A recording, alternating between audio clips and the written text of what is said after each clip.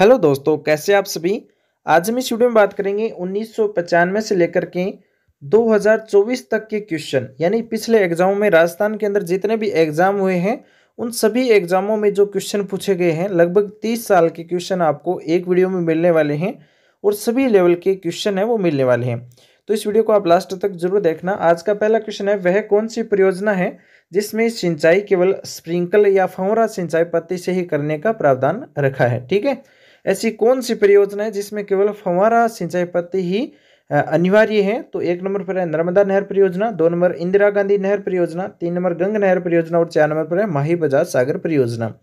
सभी जानते हैं क्वेश्चन बहुत ही महत्वपूर्ण है, कई बार एग्जाम में भी पूछा गया है, लेकिन इंपॉर्टेंट क्वेश्चन है। मैंने कई बार ये क्वेश्चन है वो आपको करवा दिया है। तो नर्मदा नहर परियोजना है ना, वो एकमात्र ऐसी सिंचाई परियोजना है जिसमें स्प्रिंकल या फव्वारा सिंचाई पद्धति है वो अनिवार्य रूप से लागू की गई है। तो ये क्वेश्चन आप देख सकते हो कितने एग्जाम में बार बार पूछा गया है। सीईटी, एलडीसी, सीईटी में 2 बार, कॉलेज व्याख्याता, राजस्थान पुलिस, पटवारी, प्रयोगशाला सहायक, आरएएस तक ये क्वेश्चन पूछा गया है। इसका आंसर एक नंबर ऑप्शन हो गया नर्मदा नहर परियोजना। उसके बाद में अगला क्वेश्चन देखो, निम्न में से कौन सी परियोजना मध्य प्रदेश, गुजरात एवं राजस्थान राज्यों के मध्य का ही एक संयुक्त उपक्रम है। यानी ऐसी कौन सी परियोजना है जो मध्य प्रदेश, गुजरात राज्य और राजस्थान राज्य तीनों के मध्य संयुक्त उपक्रम है। तो एक नंबर चंबल नहर परियोजना, 2 नंबर माही बजाज सागर परियोजना, 3 नंबर नर्मदा नहर परियोजना और 4 नंबर पर है इंदिरा गांधी नहर परियोजना। तो अभी हमने देखा था नर्मदा नहर परियोजना है ना, ये 3 राज्यों को पानी है वो उपलब्ध कराती है। मध्य प्रदेश, गुजरात और राजस्थान, तीनों राज्यों के अंदर पानी पहुंचता है इससे नर्मदा नहर परियोजना का। तो 3 नंबर ऑप्शन सही होगा नर्मदा नहर परियोजना। उसके बाद में अगला क्वेश्चन देखो, राजस्थान में नर्मदा नहर की लंबाई है वो कितने किलोमीटर है। ये क्वेश्चन लेब असिस्टेंट में पूछा है 2022 में कि राजस्थान में नर्मदा नहर की लंबाई कितनी है। एक number 64, 2 number 74 kilometre, 3 number 84 kilometre और 4 नंबर पर 94 किलोमीटर। तो इसका सही आंसर है दोस्तों 74 किलोमीटर लंबाई है वो राजस्थान के अंदर है नर्मदा नहर परियोजना की। तो 74 किलोमीटर राजस्थान में आपको याद रखनी है। उसके बाद में देखो, माही बजाज सागर परियोजना संयुक्त उपक्रम है, यानी माही बजाज सागर परियोजना कितने राज्यों में है। एक नंबर मध्य प्रदेश राजस्थान, 2 नंबर गुजरात एवं राजस्थान, 3 नंबर उत्तर प्रदेश व राजस्थान और 4 नंबर पर है पंजाब व राजस्थान। तो ये जो माही बजाज सागर परियोजना है ये गुजरात एवं राजस्थान की संयुक्त परियोजना है। 2 नंबर ऑप्शन सही होगा गुजरात व राजस्थान। ये क्वेश्चन ग्राम सेवक 2008, थर्ड ग्रेड 2004, आरएएस 2023 और एएफसी एफआरओ एग्जाम हुआ था 2021 में। तो ये 4 एग्जामों में तो यहाँ पर लिखा है 4 एग्जाम में पूछा गया है। बाकी ये क्वेश्चन महत्वपूर्ण क्वेश्चन है। गुजरात एवं राजस्थान की माही बजाज सागर परियोजना संयुक्त परियोजना है। अब देखो इसके अंदर जो प्रतिशत है वो महत्वपूर्ण रहता है, कई बार एग्जाम में पूछ लिया जाता है। तो राजस्थान गुजरात की इस संयुक्त परियोजना में राजस्थान का हिस्सा 45% है और इससे बनने वाली विद्युत 100% राजस्थान को प्राप्त होती है। इसमें माही नदी पर बांसवाड़ा के निकट वोरखेड़ा गांव में माही बजाज सागर बांध बनाया गया है, एक पक्का बांध है। गुजरात में कड़ाना बांध बनाया गया है और इसी परियोजना से सर्वाधिक लाभ बांसवाड़ा जिले को प्राप्त होता है। तो ये इसकी व्याख्या महत्वपूर्ण रहने वाली है। उसके बाद में अगला क्वेश्चन है, माही परियोजना से लाभान्वित होने वाला जिला कौन सा है। लेब असिस्टेंट 2022 में एक क्वेश्चन पूछा है कि माही परियोजना से लाभान्वित होने वाला जिला कौन सा है। एक number Kota, 2 number Bundi, 3 number Banswara और 4 नंबर पर है झालावाड़। तो यहाँ पर जो सही आंसर हो जाएगा माही परियोजना से लाभान्वित होने वाला जिला है बांसवाड़ा है। 3 नंबर ऑप्शन सही होगा बांसवाड़ा। उसके बाद में अगला क्वेश्चन देखो, किस जल विद्युत परियोजना में राजस्थान सरकार ने पड़ोसी राज्यों के साथ सहभागिता नहीं है। यानी ऐसी कौन सी जल विद्युत परियोजना है जिसमें राजस्थान सरकार ने पड़ोसी राज्य के साथ सहभागिता नहीं बनाई है। तो एक नंबर भाखड़ा नांगल, 2 नंबर माही, 3 नंबर चंबल और 4 नंबर पर है बनास। तो इसका सही आंसर क्या हो जाएगा माही नदी। माही नदी में जो जल विद्युत परियोजना है वो उसमें केवल पड़ोसी राज्यों का कोई इसमें भागीदारी नहीं है, बाकी राजस्थान के अंदर है सबसे ज़्यादा विद्युत आती है माही जो विद्युत परियोजना है इसके द्वारा। उसके बाद में अदर किसी भी स्टेट को विद्युत नहीं दी गई है। 2 नंबर ऑप्शन सही हो जाएगा माही परियोजना। अगला जो क्वेश्चन है वो देखो, माही बजाज सागर परियोजना राजस्थान, गुजरात और संयुक्त परियोजना है जिसमें राजस्थान का प्रतिशत कितना है। अभी हमने देखा था 45% है और 55% किसका हो गया गुजरात का। ठीक है, गुजरात का 55% और 45% राजस्थान का है और विद्युत पूरी पूरी विद्युत है वो राजस्थान में खपत होती है इसकी। उसके बाद में अगला क्वेश्चन देखो, माही बजाज सागर परियोजना का मुख्य बांध किस स्थल पर निर्मित है। यानी माही बजाज सागर परियोजना है उसका जो मुख्य बांध है वो किस स्थल पर निर्मित किया गया है। तो एक number Khandu, 2 number Borkheda, 3 number Ghotal, Ghatol और 4 नंबर पर है कडाना। तो इसका सही जो आंसर रहने वाला है वो है बोरखेड़ा। 2 नंबर ऑप्शन सही होगा।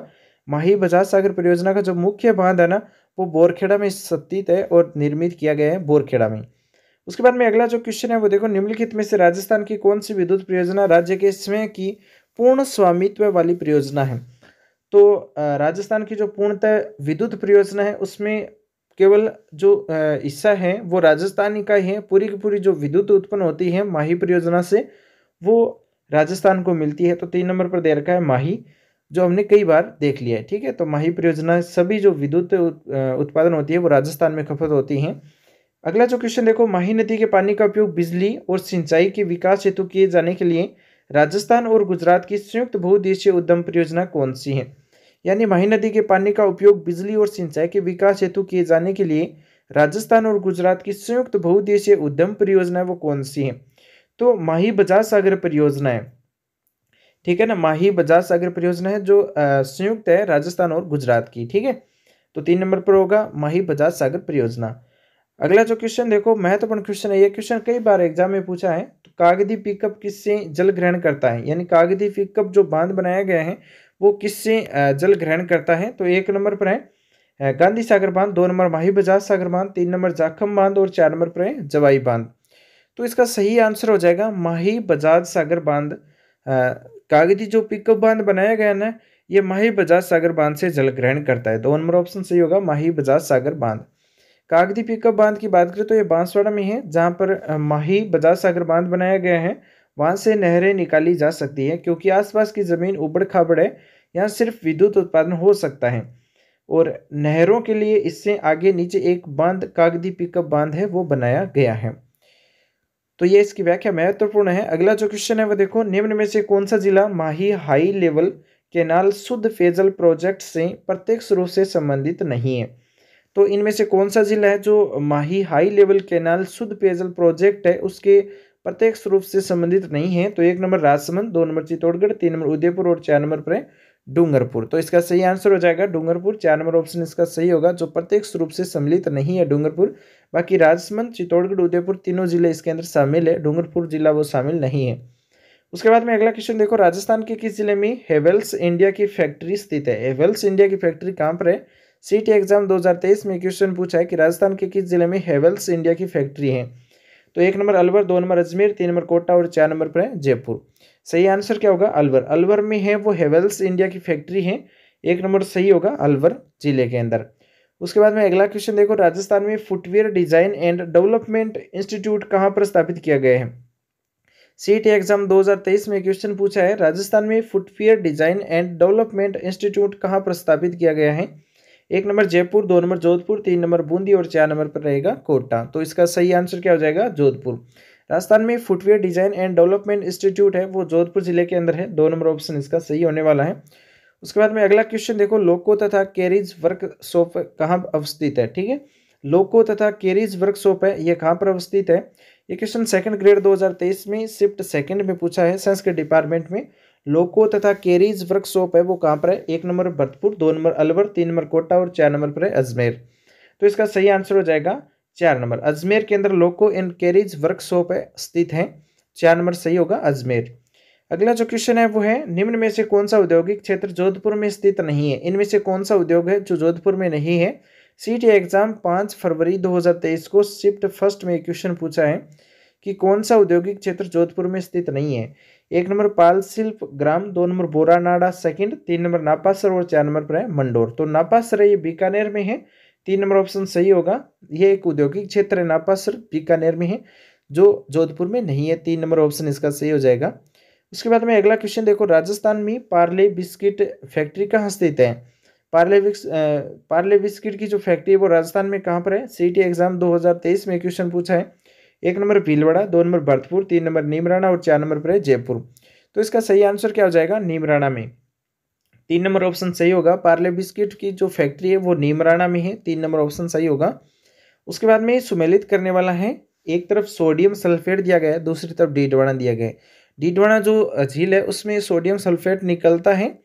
ठीक है, और उसके बाद में ग्लास कांच धौलपुर में फैक्ट्री है ग्लास की। उर्वरक गड्ढेपान में होता है। और वाटर मीटर है वो भिवाड़ी में नहीं है। वाटर मीटर जो पानी वाले मीटर है ना, ये भिवाड़ी में नहीं है, ये जयपुर में है। पानी के जो मीटर बनाए जाते हैं ना, ये जयपुर में है, जिसे कैप्स्टन मीटर कंपनी कहते हैं।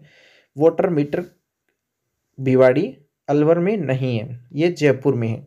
उसके बाद में जो अगला क्वेश्चन देखो, बड़ली औद्योगिक क्षेत्र की स्थापना निम्न में से किस जिले में की जाएगी। सेकंड सीईटी एग्जाम 2023 में शिफ्ट सेकंड में क्वेश्चन पूछा है, बड़ली औद्योगिक क्षेत्र की स्थापना निम्न में से किस जिले में की जाएगी। एक नंबर अजमेर में। अजमेर में जो बड़ली औद्योगिक क्षेत्र है, जो अजमेर है ना, वो इसका सही आंसर। वर्तमान में जो बड़ली है वो केकड़ी जिले में है, ये हमें ध्यान में रखना है। बाकी उस टाइम ये क्वेश्चन है, उसका आंसर था अजमेर। बड़ली वर्तमान में केकड़ी जिले के अंदर चला गया है। बाकी अगर क्वेश्चन है वो अगर पिछले जीके में पिछला जो पुराने जिले है उसमें पूछा जाता है तो आपको अजमेर ही करना है। यहाँ पर केकड़ी नहीं मिले तो कोई दिक्कत नहीं है, अजमेर कर देना। उसके बाद में अगला क्वेश्चन देखो, एक तरफ उद्योग दिए गए, दूसरी तरफ उसका स्थान दिया गया है, जिसे हमें सुमेलित करना है। राज्य जो ऊनी मिल है वो कहाँ पर है। राज्य ऊनी मिल की बात करें तो ऊन सबसे ज़्यादा बीकानेर में है। एसीसी सीमेंट फैक्ट्री कहाँ पर स्थित है। एसीसी सीमेंट फैक्ट्री की बात करें तो बूंदी में है। सीमेंट की फैक्ट्री सबसे पहले बूंदी में। राजस्थान राज्य रसायन कारखाना, राजस्थान राज्य रसायन जो कारखाना है वो कहाँ पर है, तो इसका सही आंसर हो जाएगा डीडवाना में, नागौर में। Central India machinery manufacturing company है, CIMMCO, तो ये भरतपुर जिले के अंदर है। तो ये जो मिलान है वो आपका रहेगा 2, 3, 4 और 1, तो 1 नंबर ऑप्शन इसका सही होगा। उसके बाद में अगला क्वेश्चन देखो, राज्य में संसदीय सचिव किसके समक्ष शपथ लेता है या प्रतिज्ञान करता है। यह क्वेश्चन सेकंड ग्रेड 2014 में पूछा है कि राज्य में संसदीय सचिव किसके समक्ष शपथ लेता है या प्रतिज्ञान करता है। तो 1 नंबर राज्यपाल, 2 नंबर उच्च न्यायालय के मुख्य न्यायमूर्ति और 3 नंबर पर है मुख्यमंत्री, 4 नंबर पर रहेगा विधानसभा अध्यक्ष। तो इसका सही आंसर क्या होगा, 3 नंबर ऑप्शन होगा। राज्य में संसदीय सचिव मुख्यमंत्री के समक्ष शपथ लेता है तथा प्रतिज्ञान भी करता है मुख्यमंत्री के समक्ष। इसकी जो व्याख्या है वो महत्वपूर्ण रहने वाली है। राज्यपाल मुख्यमंत्री एवं मंत्रिपरिषद के अन्य मंत्रियों को शपथ भी दिलाता है और संसदीय सचिव नियुक्ति मुख्यमंत्री द्वारा होती है और मुख्यमंत्री शपथ दिलाता है। तो ये इसकी व्याख्या महत्वपूर्ण है। अगला जो क्वेश्चन है वो है, निम्नलिखित में से कौन सा राजस्थान में मंत्रिपरिषद की बैठक का स्थान और समय निर्दिष्ट करता है। हेडमास्टर एग्जाम 2021 में क्वेश्चन पूछा है 11 अक्टूबर 2021 को। निम्नलिखित में से कौन सा राजस्थान में मंत्रिपरिषद की बैठक का स्थान है और समय निर्दिष्ट करता है। मंत्रिपरिषद की जो बैठक होती है उसका स्थान और समय कौन बताता है। तो 1 नंबर मुख्य सचेतक, 2 नंबर मुख्यमंत्री, 3 नंबर संसदीय कार्य मंत्री और 4 नंबर पर है राज्यपाल, जिसका सही आंसर क्या होगा, मुख्यमंत्री। मुख्यमंत्री ये बताता है कि बैठक कहाँ पर होगी और किस टाइम होगी, तो 2 नंबर ऑप्शन सही होगा, मुख्यमंत्री। मुख्यमंत्री मंत्रिपरिषद की अध्यक्षता करता है तथा इस बात का निर्णय भी करता है कि मंत्रिपरिषद की बैठक कब और कहाँ होगी, किसी विषय पर विचार किया जाएगा, ये सभी मुख्यमंत्री हैं वो बताता है। उसके बाद में अगला क्वेश्चन है, निम्नलिखित में से कौन राजस्थान से राज्यसभा में सबसे ज्यादा अवधि के लिए प्रतिनिधित्व करने वाली महिला सांसद है। एडवांस्ड एग्जाम 2021 में एक क्वेश्चन पूछा है कि निम्नलिखित में से कौन है जो राजस्थान से राज्यसभा में सबसे ज्यादा अवधि के लिए प्रतिनिधित्व करने वाली महिला सांसद बनी है। 1 नंबर उसी खान, 2 नंबर शारदा भार्गव, 3 नंबर लक्ष्मी कुमारी चुंडावत और 4 नंबर पर शांति पहाड़िया। तो इसका सही आंसर क्या हो जाएगा, 2 number option Sharda Bhargava. 2 number option इसका सही होगा, शारदा भार्गव। राजस्थान से अब तक 8 महिलाएं राज्यसभा पहुंची है, जिसमें से पहली महिला राज्यसभा सदस्य शारदा भार्गव है, जो महिलाओं में सर्वाधिक 3 बार 1952, 1956, 1963। प्रभा ठाकुर 2 बार बनी है, 2002 और 2008 में राज्यसभा तक पहुंची है। उसके बाद में अगला क्वेश्चन है, राजस्थान का प्रथम जेंडर बजट है वो प्रस्तुत किसने किया था। प्रथम जो जेंडर बजट है वो किसने प्रस्तुत किया था। ये question 3rd grade 2023, 2nd grade SST 2022 में क्वेश्चन पूछा है कि राजस्थान का प्रथम जेंडर बजट प्रस्तुत किसने किया था। 1 number Bhairav Singh Shekhawat, 2 number Vasundhara Raje, 3 number Ashok Gehlot और 4 नंबर पर है प्रद्युम्न सिंह। ठीक है, तो इसका सही आंसर आप सभी जानते हैं, अशोक गहलोत है। जेंडर बजट सबसे पहले राजस्थान के अंदर अशोक गहलोत ने प्रस्तुत किया था। उसके बाद में अगला क्वेश्चन देखो, कर्क रेखा राजस्थान के किस भाग से गुजरती है। कर्क रेखा राजस्थान के किस भाग से गुजरती है, इसने क्षेत्र पूछा है, उत्तर, दक्षिण, पूर्व, पश्चिम। तो इसके अंदर देखो दक्षिण में आते हैं। ठीक है, राजस्थान का जो मैप है वहां से कर्क रेखा बांसवाड़ा डूंगर पर दोनों जिलों से गुजरती है और इसकी लंबाई है 26 किलोमीटर। तो ये दक्षिण क्षेत्र से गुजरती है। उसके बाद में अगला क्वेश्चन देखो, राजस्थान के दक्षिण में होकर के गुजरती है, तो कर्क रेखा है, अभी हमने देखा है। उसके बाद में अगला क्वेश्चन है, राजस्थान के जिस जिले में सूर्य किरणों का तिरछापन सर्वाधिक होता है तो वह जिला कौन सा है? बांसवाड़ा, जैसलमेर, गंगानगर और धौलपुर। सभी जानते हैं जो उत्तर की साइड में जो जिला होगा उसमें किरणें तिरछी पड़ेगी और श्री गंगानगर सबसे ऊपर में है, तो श्री गंगानगर जिले में तिरछी रेखाएं किरणें हैं वो पड़ने वाली हैं। सूर्य की किरणें कर्क रेखा पर सीधी पड़ती है, जिससे जिस जिले में दूरी अधिक होगी उस पर किरणें सर्वाधिक तिरछी होगी, अतः सूर्य की किरणें बांसवाड़ा जिले में सीधी और गंगानगर में सबसे तिरछी पड़ती हैं। अगला क्वेश्चन है 21 जून को सूर्य राजस्थान के किस जिले में लंबवत चमकता है? ये क्वेश्चन बहुत बार एग्जाम में पूछा है, 2004, 2022, 2023 तक ये क्वेश्चन पूछा है, तो महत्वपूर्ण है। 21 जून को सूर्य राजस्थान के किस जिले में लंबवत चमकता है? लंबवत की बात करें तो एकदम लंबवत यानी सबसे ऊपर में, तो 1 number Ganganagar, 2 number Ajmer, 3 number Banswara और 4 नंबर पर है जोधपुर। तो सभी जानते हैं कर्क रेखा बांसवाड़ा जिले में है। बांसवाड़ा में जब कर्क रेखा के ऊपर होगा 21 जून को तो लंबवत किरणें पड़ने वाली है सूर्य की, और जो तिरछी पड़ने वाली है वो है श्री गंगानगर में।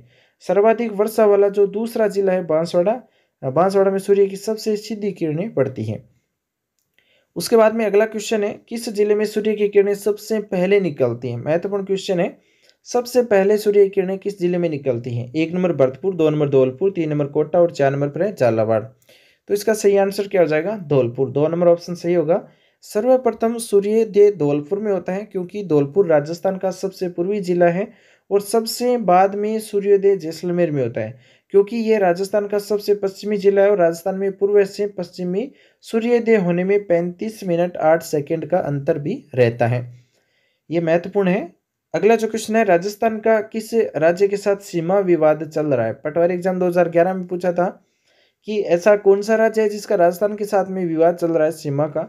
1 number Madhya Pradesh, 2 number Uttar Pradesh, 3 number Gujarat और 4 नंबर पर है पंजाब। तो इसका सही आंसर है दोस्तों गुजरात के साथ विवाद चल रहा है राजस्थान का। उदयपुर संभाग के मांडवा क्षेत्र के झांझर तथा गुजरात के बीच 200 बीघा का विवाद राज्य में पुनर्गठन के समय से ही चल रहा है। उसके बाद में अगला क्वेश्चन है उत्तर दक्षिण विस्तार जिले का क्रम हमें बताना है, तो वह जिला कौन सा है? तो 1 number Jhalawar, 2 number Bhilwara, 3 number Chittorgarh और 4 नंबर पर है झुंझुनू। तो इसका सही आंसर हो जाएगा चित्तौड़गढ़। 3 नंबर ऑप्शन सही होगा। उसके बाद में अगला जो क्वेश्चन है वो देखो कौन सा युग्म सही है कौन सा गलत है, ये हमें देखना है। सेकंड ग्रेड 2014 में क्वेश्चन पूछा गया है, तो हमें ये देखना है युग्म सही कौन सा है। तो 23 डिग्री 3 मिनट से लेकर के 30 डिग्री 12 मिनट नॉर्थ से 69 डिग्री 30 मिनट से लेकर के 78 डिग्री 17 मिनट ईस्ट की तरफ है, और वर्ग किलोमीटर के बात करें तो 3,42,239 वर्ग किलोमीटर क्षेत्रफल भी है। तो ये जो पहला जो मिलान है ये पहला ही सही रहने वाला है, ठीक है। क्षेत्रफल भी सही है 3,42,239 वर्ग किलोमीटर, और जो इसका जो देशांतरीय और विस्तार दे रखा है अक्षांश और देशांतर ये भी सही है 23 3 से 30 12 69 30 से 78 17, ठीक है। इसका जो आप अक्षांश विस्तार की बात करें तो 23 डिग्री 3 मिनट से लेकर के उत्तरी अक्षांश से 30 डिग्री 12 मिनट उत्तरी अक्षांश, और देशांतरीय विस्तार की बात करें तो 69 डिग्री 30 मिनट पूर्वी देशांतर से 78 डिग्री 17 मिनट पूर्वी देशांतर तक फैला हुआ है। राजस्थान राज्य का जो अक्षांशीय विस्तार है ना वो कितना है? अक्षांशीय विस्तार अभी देखा है हमने 23 3 से 30 12 है, तो ये महत्वपूर्ण है। उत्तर ध्यान रखना, आप उत्तर है ना उत्तर की तरफ है 23 डिग्री 3 मिनट उत्तर से 30 डिग्री 12 मिनट उत्तर ही होने वाला है, क्योंकि जो अक्षांश और विस्तार है जो हम देखते हैं अपने मैप के अंदर जो निर्धारित की गई रेखा है उसमें हम यहाँ पर है, ठीक है ना। तो ये महत्वपूर्ण है। ये क्वेश्चन भी सेकंड ग्रेड 2018 में, कनिष्ठ वैज्ञानिक सहायक 2019 में, सीटी 2023 में और लैब असिस्टेंट में पूछा है 2022 में। तो क्वेश्चन बहुत ही महत्वपूर्ण क्वेश्चन बताए जा रहे हैं। अगला क्वेश्चन है राजस्थान में 1857 की क्रांति सर्वप्रथम कहाँ पर हुई थी? राजस्थान की बात करें तो राजस्थान के अंदर एक 1857 की क्रांति है जो बहुत ही महत्वपूर्ण है। ये कहाँ से शुरू हुई थी? तो 1 number Ahua, 2 number Erandpura, 3 number Nasirabad और 4 नंबर पर है देवली। सभी जानते हैं नसीराबाद अजमेर से शुरू हुई थी राजस्थान के अंदर 1857 की क्रांति। लेकिन सभी जानते हुए क्वेश्चन देखो कितनी बार एग्जाम में पूछा है।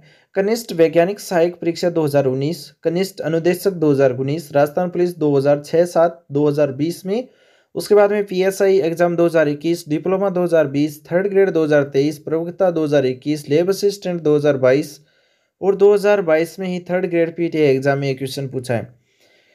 तो इतना महत्वपूर्ण क्वेश्चन रहने वाला है 1857 की क्रांति, सभी को आना चाहिए। क्वेश्चन जो पिछले एग्जाम के जो क्वेश्चन पढ़ते हैं ना, तो इस तरह के जो क्वेश्चन है वो क्लियर होते हैं। बाकी इसी तरह के क्वेश्चन आपको एग्जाम में मिल जाए और आपको आंसर नहीं आए तो कितनी गलत बात होगी कि इतनी बार एग्जाम में पूछा है, बाद में भी आपको एग्जाम जो क्वेश्चन है वो नहीं आता है, तो गलत बात है। नसीराबाद इसका सही आंसर है। 1857 की क्रांति की शुरुआत है वो 28 मई नसीराबाद अजमेर में मेजर स्फोर्टिस वुड एंड न्यूबरी नामक अधिकारी को मारकर की, और क्रांतिकारी का जो अंत है वो सीकर में हुआ था। ये महत्वपूर्ण है। ये क्वेश्चन आरएस लेवल का है कि क्रांति का जो अंत है वो कहाँ पर हुआ था, सीकर में हुआ था। तो उसके बाद में अगला जो क्वेश्चन है वो 1857 की क्रांति के समय मेजर स्फोर्टिस वुड एंड तथा कर्नल न्यूबरी की हत्या किस छावनी में की गई थी? तो 1 number Neemuch, 2 number Beawar, 3 number Nasirabad और 4 नंबर पर है खेरवाड़ा। सभी जानते हैं नसीराबाद जो छावनी थी उसके अंदर मेजर स्फोटिक वुड है और कर्नल न्यूबरी है, इन दोनों की हत्या की गई थी छावनी नसीराबाद अजमेर में। 3 नंबर ऑप्शन सही होगा नसीराबाद। उसके बाद में अगला क्वेश्चन देखो, राजस्थान में 1857 में पहला विद्रोह कब और कहाँ हुआ था? एलडीसी एग्जाम 2018 में क्वेश्चन पूछा है, राजस्थान में 1857 में पहला विद्रोह कब और कहाँ पर हुआ था? तो अभी हमने देखा था नसीराबाद में हुआ था 28 मई 1857 को। 28 मई 1857 को नसीराबाद छावनी के अंदर पहला विद्रोह हुआ था 1857 में। उसके बाद में अगला क्वेश्चन है, नसीराबाद छावनी को लूटने वाला राजपूत सरदार कौन था? महत्वपूर्ण क्वेश्चन है, सभी जानते हैं डूंगर सिंह इसका सही आंसर है। नसीराबाद छावनी को लूटने वाला जो सरदार है ना, डूंगर सिंह था। 2 नंबर ऑप्शन सही है। ठाकुर डूंगर सिंह ने आगरा किले की विजय के कुछ दिन बाद में रामगढ़ के सेठ अनंतराम गुरामल पोदार से 15,000 रुपये की सहायता प्राप्त कर ऊंट, घोड़े व शस्त्र खरीद कर नसीराबाद की सैनिक छावनियों पर आक्रमण कर लूट लिया था। अंग्रेज सेना के तंबू व सामान जला दिए थे। वह लूट के 27,000 रुपये शाहपुरा राज्य के प्रसिद्ध देवी मंदिर गन्नौप में चढ़ा दिए थे। तो ये महत्वपूर्ण रहने वाला है क्वेश्चन। उसके बाद में अगला क्वेश्चन देखो, 1857 में नसीराबाद में विद्रोह करने वाली बटालियन कौन सी थी? नसीराबाद में विद्रोह करने वाली बटालियन कौन सी थी? 1 नंबर बॉम्बे लोर्सस, उसके बाद में 2 नंबर पर है 30वीं बंगाल नेटिव इन्फेंट्री, और 3 नंबर पर है मेरवाड़ा बटालियन, और 4 नंबर पर है 15वीं बंगाल नेटिव इन्फेंट्री। तो जो इसका सही आंसर आपको क्या करना है, कमेंट में बताना है इसका सही आंसर क्या होगा। 1857 में जो नसीराबाद में विद्रोह करने वाली जो बटालियन है वो कौन सी है, आपको कमेंट में बताना है।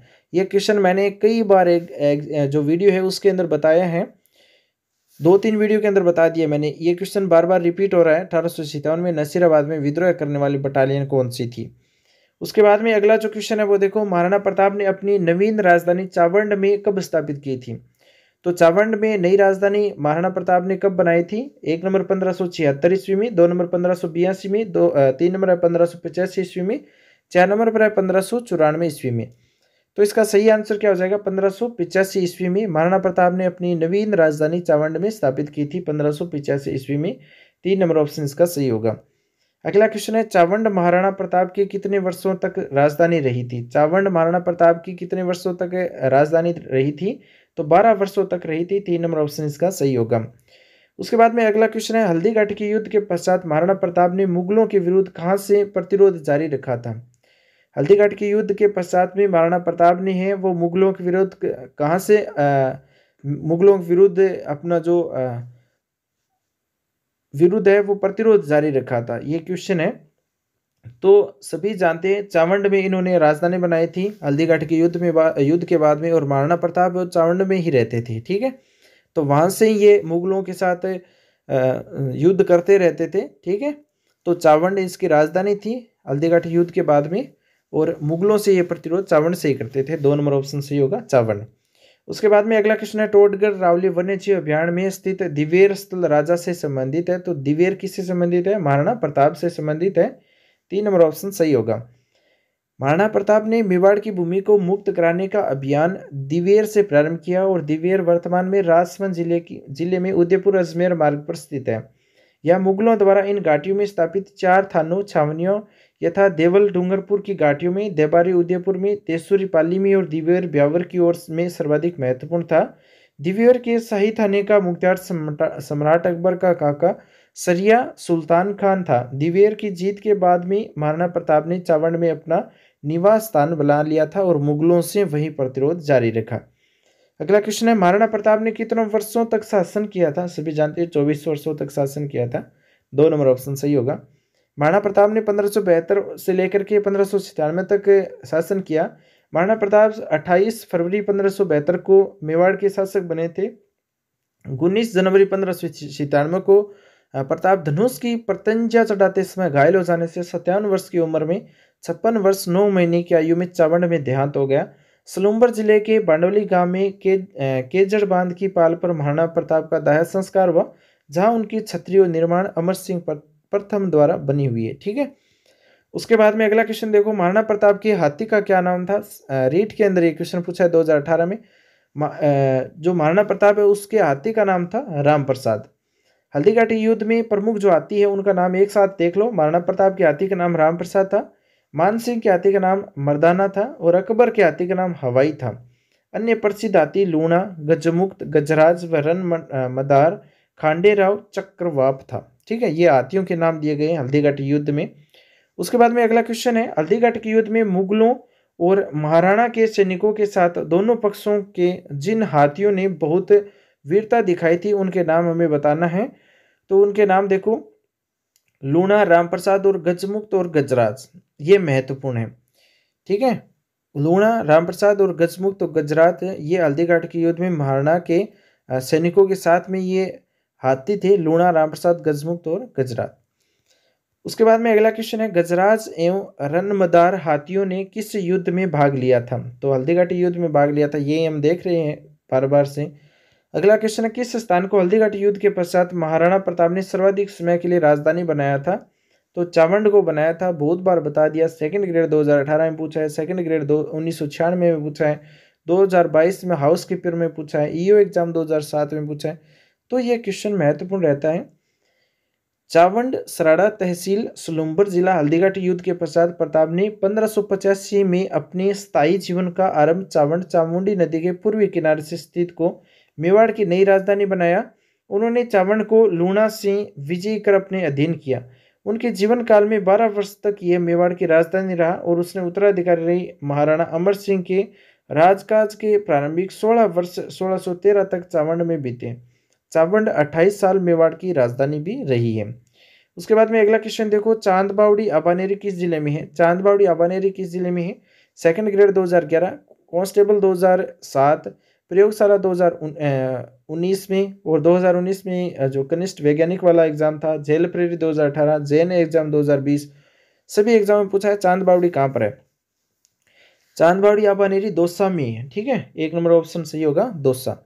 दौसा के अबानेरी गांव में स्थित 9वीं शताब्दी में निर्मित इस बावड़ी का निर्माण राजा मिहिर भोज, जिन्हें निकुंभ चांद नाम से भी जाना जाता था, इसने करवाया था। उन्हीं के नाम पर इस बावड़ी का नाम चांद बावड़ी पड़ा था। 13 मंजिला ये बावड़ी 70 फीट से भी ज़्यादा गहरी है, जिसमें भूल भुलैया के रूप में 1300 सीढ़ियाँ हैं। इसके ठीक सामने प्रसिद्ध हर्षद माता का मंदिर है। चांद बावड़ी के अंदर 3 ओर से बनी आकर्षित सीढ़ियाँ इस तरह की निर्मित किया गया है, उन्हें गिना नहीं जा सकता। यह बावड़ी अपनी तिलिस्म स्थापत्य के लिए विश्व प्रसिद्ध मानी जाती है। चांद बावड़ी कहाँ पर है? अबानेरी दौसा में। ये क्वेश्चन बार बार पूछा गया है 3rd ग्रेड और लेब असिस्टेंट में। और हाड़ी रानी की बावड़ी कहाँ पर स्थित है? 1 नंबर टोडा रायसिंह, 2 नंबर पर है मालपुरा, 3 नंबर उनियारा और 4 नंबर पर है पीपलू। तो सही आंसर क्या होगा? टोडा रायसिंह। हाड़ी रानी की बावड़ी है वो टोडा रायसिंह में स्थित है। हाड़ी रानी की बावड़ी सरडा रानी की बावड़ी और केकड़ी जिले में है, पूर्व में टोंक जिले में है और टोडा रायसिंह में स्थित है। अगला जो क्वेश्चन है वो देखो, डूंगरपुर स्थित नौलखा बावड़ी 1586 में बनाया था, किसने बनवाई थी नौलखा बावड़ी?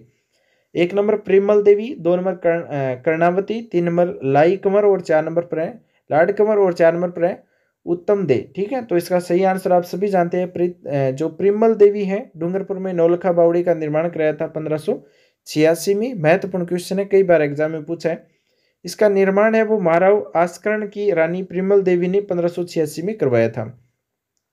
अगला क्वेश्चन है, गलत युग्म हमें छांटना है। मंदाकिनी बावड़ी अजमेर में है, तो ये गलत है। मंदाकिनी बावड़ी अजमेर में नहीं है, बाकी कहाँ पर है? अचलगढ़ सिरोही में है। रानी जी की बावड़ी बूंदी में है, हर्षनाथ बावड़ी सीकर में है और चांद बावड़ी दौसा में है। उसके बाद में अगला क्वेश्चन देखो, जेठ सागर ब्रह्मा सागर कौशिक राम का जो कुंड है निम्न में से किस शहर में स्थित है। थर्ड ग्रेड 2013 में 23 में क्वेश्चन पूछा है। जेठ सागर ब्रह्मा सागर और कौशिक राम का कुंड निम्न में से किस शहर में है। तो 1 number Bundi, 2 number Jaisalmer, 3 number Bikaner, 4 number Kota. तो ये जैसलमेर में है जेठ सागर ब्रह्मा सागर और कौशिक राम का कुंड। अमर सागर, गढ़सीसर, रामकुंड, जेठ सागर, ब्रह्मा सागर, कौशिक राम का कुंड आदि जैसलमेर में स्थित है। 2 नंबर ऑप्शन सही होगा जैसलमेर। देवयानी कुंड कहाँ पर है। देवयानी कुंड थर्ड ग्रेड में पूछा गया है रीट में। देवयानी कुंड कहाँ पर है। 1 number Udaipur, 2 number Tonk, 3 number Jaipur, 4 number पर है झालावाड़। तो इसका सही आंसर हो जाएगा जयपुर में। देवयानी कुंड है वो जयपुर जिले में है। 3 नंबर ऑप्शन सही होगा। देवयानी कुंड और मंदिर जयपुर ग्रामीण में सांबर के निकट स्थित है। यहाँ दैत्य गुरु शुक्राचार्य का भी आश्रम था। उसके बाद में अगला क्वेश्चन है, विपरीत पिरामिड के आकार में बना दाबाई कुंड जिसे जेल कुंड भी कहा जाता है कहाँ पर अवस्थित है। थर्ड ग्रेड एग्जाम 2023 में क्वेश्चन पूछा है कि विपरीत पिरामिड के आकार में बना दाबाई कुंड जिसे जेल कुंड भी कहते हैं कहाँ पर अवस्थित है। 1 नंबर करौली, 2 नंबर पाली, 3 नंबर बूंदी और 4 नंबर पर है उदयपुर। तो इसका सही आंसर क्या होगा बूंदी। 3 नंबर ऑप्शन सही होगा। दाबाई जी की बावड़ी धाय का कुंड बूंदी के नानकपुरिया में स्थित है। उसके बाद में अगला क्वेश्चन है, राजस्थान की सबसे बड़ी बावड़ी जो जोधपुर में स्थित है कौन सी है। सीट एग्जाम 2023 में क्वेश्चन पूछा है फर्स्ट शिफ्ट में, राजस्थान की सबसे बड़ी बावड़ी जो जोधपुर में स्थित है। 1 नंबर है चांद बावड़ी। चांद बावड़ी जोधपुर को महाराजा जोधा की सोनगिरी रानी चांद कंवरी ने बनवाया था। इसे चौहान बावड़ी भी कहते हैं। तो चांद बावड़ी इसका सही आंसर होगा। उसके बाद में अगला क्वेश्चन देखो, राजस्थान में देबारी गांव में त्रिमुख बावड़ी का निर्माण किसने करवाया था। सीटी एग्जाम 2023 में शिफ्ट सेकंड में क्वेश्चन पूछा है 11 फरवरी को कि राजस्थान के देबारी गांव में त्रिमुख बावड़ी का निर्माण किसने कराया। 1 नंबर रानी रामरसदे और 2 नंबर पर है रानी रूपलदे, 3 नंबर पर है रानी बिमलदे और 4 नंबर पर है उमादे भटियाणी। तो इसका सही आंसर हो जाएगा रानी रामरसदे। ठीक है, राजस्थान के देबारी गांव में त्रिमुख बावड़ी का निर्माण रानी रामरसदे ने करवाया था और 1 नंबर ऑप्शन इसका सही होगा। महाराणा राज सिंह की रानी रामरसदे ने उदयपुर के गरबा तहसील में स्थित देबारी गांव में त्रिमुखी बावड़ी का बावड़ी है वो बनवाई थी, उसका निर्माण करवाया था त्रिमुखी बावड़ी का। तो इसका सही आंसर आप देख सकते हैं रानी रामरसदे और महाराणा राज सिंह की रानी थी ये। उदयपुर के गरबा तहसील में देबारी गांव में त्रिमुखी बावड़ी का निर्माण भी कराया था। ठीक है, वह राजस्थान की सबसे बड़ी कृत्रिम मानव निर्मित झील निम्न में से कौन सी है। तो ये एग्जाम के अंदर 3 बार क्वेश्चन पूछा गया है। 1 नंबर ऑप्शन है पिछोला, 2 नंबर जयसमंद, 3 नंबर फतेह सागर और 4 नंबर पर है राजसमंद। तो राजस्थान की सबसे बड़ी कृत्रिम मानव निर्मित झील है वो कौन सी है, जयसमंद झील है। 2 नंबर ऑप्शन इसका सही होगा जयसमंद। जयसमंद झील के बारे में देखें तो भारत की दूसरी सबसे बड़ी कृत्रिम झील है और प्रथम जो कृत्रिम झील है वो है गोविंद वल्लभ पंत सागर झील और रिहंद बांध है छत्तीसगढ़ उत्तर प्रदेश के अंदर। भंडारण क्षमता की दृष्टि से प्रथम स्थान है इंदिरा सागर मध्य प्रदेश का। तो राज्य में मीठे पानी की सबसे बड़ी इसी झील का निर्माण 1685 से लेकर 1991 के मध्य करवाया गया था और ये झील जय सिंह ने करवाई थी। ठीक है, इसका निर्माण है वो जय सिंह के द्वारा करवाया गया था। उसके बाद में अगला क्वेश्चन देखो, राजस्थान में मीठे पानी की सबसे बड़ी झील कौन सी है। राजस्थान के अंदर अगर मीठे पानी की सबसे बड़ी झील देखें तो वो कौन सी है। ये क्वेश्चन रीट के एग्जाम में पूछा है और व्याख्याता आयुर्वेद विभाग के अंदर भी ये क्वेश्चन पूछा है कि राजस्थान की मीठे पानी की सबसे बड़ी झील कौन सी है। तो वो है जयसमंद झील। 1 नंबर ऑप्शन सही हो जाएगा। जयसमंद झील है वो मीठे पानी की सबसे बड़ी झील है और कृत्रिम झील है, मानव निर्मित झील है। जय सिंह के द्वारा यह बनाई गई थी 1685 से 81 के मध्य। तो जयसमंद झील से रिलेटेड क्वेश्चन आज इस वीडियो में कंप्लीट हो गए। उसके बाद में चलते हैं, अगला जो क्वेश्चन है वो है डेबर झील के नाम से भी जानी जाती है। तो डेबर झील किस झील को कहते हैं, जयसमंद झील को ही डेबर झील कहता है। 3 नंबर ऑप्शन इसका सही दे रखा है। जयसमंद झील है उसी का दूसरा नाम है डेबर झील। इसकी व्याख्या में देखिए, सलूम्बर पूर्व में उदयपुर स्थित गोमती नदी पर बांध बनाकर के निर्मित की गई इस झील में गोमती, जावरी, रूपारेल, बागर नदियों का जल डेबर दर्रे से होकर के आता है, इसलिए इसको डेबर झील भी कहते हैं। जयसमंद झील में आइसलैंड रिसोर्स नामक होटल भी बनाया गया है। इसी झील के पानी के बीच छोटे छोटे 7 पहाड़ी टापू भी बनाए गए हैं। सबसे बड़ी पहाड़ी की जो टापू है उसे बाबा का भंगड़ा कहते हैं और सबसे छोटा जो टापू है उसे प्यारी बोला जाता है। तो यह है महत्वपूर्ण इसकी व्याख्या। अगला जो क्वेश्चन है वो देखो, किस नदी का जल जयसमंद झील द्वारा उपयोग में लाया जाता है। तो जयसमंद झील द्वारा उपयोग में लाया जाता है तो किस नदी का जल उपयोग में लेती है जयसमंद झील। 1 number Gomti, 2 number Banas, 3 number Chambal और 4 नंबर पर है सोम। अभी हमने देखा था गोमती नदी है उसका जल आता है जयसमंद झील में। तो 1 नंबर दे रखा है गोमती नदी है उसका जल आता है जयसमंद झील में, उपयोग लेती है जयसमंद झील। उसके बाद में अगला क्वेश्चन देखो, वह झील जिसमें एक टापू पर आइसलैंड रिसोर्ट नामक होटल भी बनाया गया है। तो वह कौन सी झील है जिस पर आइसलैंड रिसोर्ट नामक होटल बनाया गया है। तो वो जयसमंद झील ही है। 3 नंबर ऑप्शन इसका सही होगा, जयसमंद। हाल ही में सुर्खियों में रहा बाबा मगरा द्वीप किस झील में स्थित है। तो हाल ही में सुर्खियों में रहा, यह क्वेश्चन 3rd ग्रेड 2023 में पूछा गया क्वेश्चन है कि हाल ही में सुर्खियों में रहा बाबा मगरा द्वीप किस झील में है। तो याद रखिए ये जयसमंद झील में ही है। 4 नंबर ऑप्शन सही होगा, जयसमंद झील। राजस्थान की किस जिले में पलाया झीलें हैं। तो पलाया झीलें कहाँ पर है, जैसलमेर जिले के अंदर है पलाया झीलें। तो सही आंसर इसका होगा जैसलमेर। 2 नंबर ऑप्शन दे रखा है जैसलमेर। अगला जो क्वेश्चन है उससे पहले इसकी व्याख्या देखो, महत्वपूर्ण रहने वाली है। व्याख्या है कि जैसलमेर में वर्षा ऋतु में रेगिस्तान के छोटे छोटे खंडों में बनी झील रन, टाट, डाट या बड़े खड्डों बालू का स्तूप मुक्त बनी हुई झील पलाया कहलाती है। पलाया के सूखने पर निर्मित मैदान को बालसन कहते हैं। साथ में ये क्वेश्चन आ गया, बालसन क्या है। तो पलाया के सूखने पर निर्मित जो मैदान है उसे बालसन बोला जाता है। अगला जो क्वेश्चन है वो देखो, राजस्थान में पलाया झीलों की रचना कहाँ हुई थी। पलाया झीलों की रचना कहाँ पर हुई थी। तो 1 number Luni basin, 2 number Ghaggar basin, 3 number बालू का स्तूप मुक्त क्षेत्र और 4 नंबर पर आंतरिक प्रवाह basin.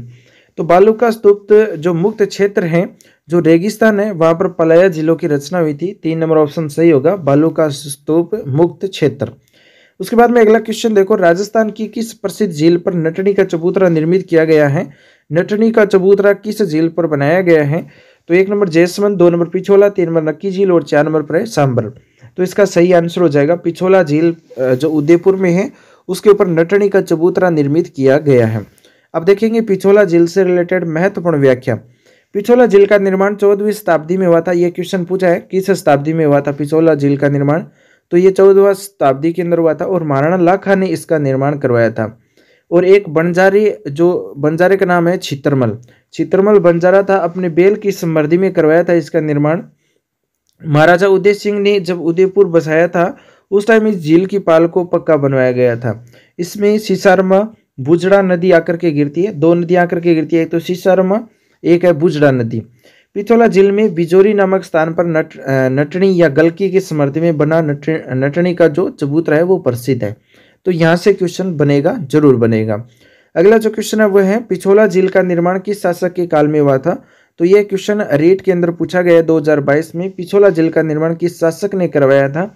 1 number Bappa Rawal, 2 number Maharana लाखा, 3 नंबर सांगा और 4 नंबर पर है रावचूड़ा। तो इसका सही आंसर क्या है, लाखा के द्वारा पिछोला झील का निर्माण करवाया गया था। अभी हमने देखा था 2 नंबर ऑप्शन इसका सही हो जाएगा, महाराणा लाखा। अगला क्वेश्चन देखो, निम्नलिखित में से कौन सी झील सिंचाई के काम में ली जाती है। सिंचाई के काम में आने वाली कौन कौन सी नदियां हैं, 2 नदियों के नाम बताने हैं। 1 नंबर पिछोला और अन्ना सागर, 2 नंबर कोलायत और पुष्कर, 3 नंबर पर है जयसमंद और राजसमंद, 4 नंबर पर है पचपदरा और सिलीसेट। तो इसका सही आंसर है राजसमंद और जयसमंद झील है, दोनों ही सिंचाई के काम आती है। 3 नंबर ऑप्शन सही होगा, जयसमंद व राजसमंद। राजसमंद और जयसमंद झीलें वो सिंचाई हेतु काम में ली जाती है। सलोम्बर पूर्व में उदयपुर में स्थित है और जयसमंद झील से 1950 में सिंचाई के लिए 2 नहरें श्यामपुरा और भाट नहरें है वो बनाई गई हैं। तो ये महत्वपूर्ण क्वेश्चन है, क्वेश्चन यहाँ से पूछा जाता है। 1950 में सिंचाई के लिए 2 नहरें भी निकाली गई है, श्यामपुरा और भाट नहर। उसके बाद में अगला क्वेश्चन देखो, राजस्थान की किस झील से श्यामपुरा भट्टा नहरें निकलती है। अभी हमने देखा है, तो इसका सही आंसर जयसमंद पढ़ रहे थे, जयसमंद हो जाएगा इसका आंसर। ARO में पूछा है, CET 2023 में पूछा है कि राजस्थान की किस झील से श्यामपुरा भट्टा नहरें निकलती हैं। तो जयसमंद झील से। अगला क्वेश्चन देखो, कौन सी झील जगमंदिर व जगनिवास के लिए प्रसिद्ध है। जगमंदिर और जगनिवास किस झील में बने हुए हैं। तो 1 number Fateh Sagar, 2 number Pichola, 3 number अन्ना सागर और 4 नंबर पर है जयसमंद। तो पिछोला झील के अंदर है वो जगमंदिर और जगनिवास 2 प्रसिद्ध स्थान है जगमंदिर और जगनिवास है। 2 नंबर ऑप्शन सही होगा पिछोला। पिछोला झील में जगमंदिर महाराणा कर्ण सिंह ने 1620 में शुरू किया था और जगत सिंह प्रथम ने 1651 में पूर्ण किया था। जगनिवास की बात करें तो जगत सिंह सेकंड द्वारा 1746 में 2 महल बनवाए गए थे, जिसमें आज होटल लेक पैलेस ऑफ संचालित किया जा रहा है। उसके बाद में अगला क्वेश्चन देखो, किस महाराणा ने पिछोला झील में जगनिवास नामक महल बनवाए थे। जगनिवास नामक जो महल है वो किसने बनाए थे पिछोला झील में। पहला क्वेश्चन है महाराणा अमर सिंह प्रथम, दूसरा है महाराणा कर्ण सिंह द्वितीय, तीसरा है महाराणा जगत सिंह द्वितीय और चौथा है महाराणा राज सिंह प्रथम। तो इसका सही आंसर है दोस्तों महाराणा जगत सिंह सेकंड है, वो पिछोला झील के अंदर जगनिवास नामक महल का निर्माण करवाया था महाराणा जगत सिंह सेकंड ने। तीसरा ऑप्शन इसका सही होगा। उसके बाद में अगला क्वेश्चन है राजस्थान की पवित्र झील कौन सी है। पटवारी एग्जाम 2011 में पूछा है, कई बार एग्जाम में ये क्वेश्चन पूछा है, तो सभी जानते हैं पुष्कर झील है वो सबसे पवित्र झील है। 4 नंबर ऑप्शन दे रखा है पुष्कर झील। और पुष्कर झील के बारे में अगर देखें तो इसकी व्याख्या महत्वपूर्ण रहेगी। पुष्कर झील, इस झील को सर्वप्रथम पुष्करना ब्राह्मणों द्वारा खोदी जाने के कारण इसका नाम पुष्कर झील पड़ा था। ये राज्य की मीठे पानी की प्राकृतिक झील है और इस झील ज्वालामुखी से निर्मित है, अतः कालाडेरा झील भी कहलाती है। भारत की दूसरी कालाडेरा झील लोनार महाराष्ट्र में है। इसे हिंदुओं का 5वां तीर्थ या तीर्थराज तीर्थों का मामा या सबसे पवित्र सर्वाधिक प्रदूषित झील आदि नामों से जानी जाती है। उल्लेखनीय है कि पुष्कर झील पर ही मेनका ने विश्वामित्र की तपस्या भंग की थी तथा कालिदास ने अभिज्ञान शाकुंतलम तथा वेदव्यास ने महाभारत की रचना भी यहीं पर की थी। अर्धचंद्राकार में फैली इस झील में 52 घाट बनाए गए हैं। 1911 में महारानी मेरी जब पुष्कर देखने आई थी तो उसने यहाँ महिलाओं के लिए अलग घाट का निर्माण करवाया था। इसी स्थान पर महात्मा गांधी की अस्थियां प्रवाहित की गई थी, तभी से इसे गांधी घाट कहते हैं। पुष्कर झील को स्वस्थ रखने हेतु 1997-98 में कनाडा के सहयोग से सफाई की गई थी। यहाँ पर कार्तिक पूर्णिमा नवंबर में सबसे रंगीन मेला लगता है पुष्कर में। ये थी व्याख्या पुष्कर झील के बारे में। अब क्वेश्चन देख लेते हैं, पुष्कर झील कितने घाटों से घिरी है। अभी देखा था 52 घाटों से घिरी है। वीडियो एग्जाम 2011 में 21 में क्वेश्चन पूछा है। इंग्लैंड की अगला क्वेश्चन है, इंग्लैंड की महारानी मेरी की दिसंबर 1911 की भारत यात्रा में स्मरणार्थ क्वीन मेरी जनाना घाट का निर्माण किया गया था। तो ये कहाँ पर किया गया था। अभी हमने देखा था कि जो महारानी मेरी क्वीन थी 1911 में आई थी, उन्होंने पुष्कर झील के अंदर है वो मेरी जनाना घाट बनाया था, क्वीन मेरी जनाना घाट। तो वो पुष्कर झील के अंदर बनाया था, जो कहाँ पर है, अजमेर में है। 3 नंबर ऑप्शन सही होगा, पुष्कर अजमेर। और ये अजमेर से शहर से लगभग 11 किलोमीटर दूर है पुष्कर झील। उसके बाद में जो अगला क्वेश्चन है वो है, पुष्कर झील को स्वच्छ रखने की योजना में सहयोग दे रहा है। तो अभी हमने देखा था सफाई किसने करवाई थी, कनाडा ने। तो कनाडा सहयोग दे रहा है पुष्कर झील को स्वच्छ रखने के लिए। 4 नंबर पर दे रखा है कनाडा। उसके बाद में अगला क्वेश्चन देखो, राजसमंद झील का निर्माण महाराणा राज सिंह ने कब करवाया था। तो 1 नंबर ऑप्शन 1680 एडी दे रखा है ना। राजसमंद झील का निर्माण महाराणा राज सिंह ने 1680 एडी में करवाया था। अब देखो राजसमंद झील के बारे में महत्वपूर्ण कुछ जो व्याख्या है वो देखते हैं। महाराणा राज सिंह द्वारा राजसमंद झील का निर्माण 1662 से 1676 के मध्य करवाया था। यानी कि दोस्तों 6 और 8 कितने हो गए, 6 और 8 14 वर्ष के अंदर इन्होंने इसका निर्माण कराया था राजसमंद झील का राज सिंह के द्वारा। अतः आरपीएससी ने विकल्पों में निकटस्थ जो विकल्प दे रखा है वो 1680 ईस्वी को सही माना है। और नौ चौकी के नाम से प्रसिद्ध इस झील में गोमती नदी का पानी आकर के गिरता है। इस पर मेवाड़ का इतिहास संस्कृत भाषा राज प्रशस्ति पर लिखी हुई है। यह विश्व की सबसे बड़ी प्रशस्ति है। यानी कि दोस्तों राजसमंद झील के किनारे कुछ शिलाएं हैं जिन पर इतिहास लिखा गया है।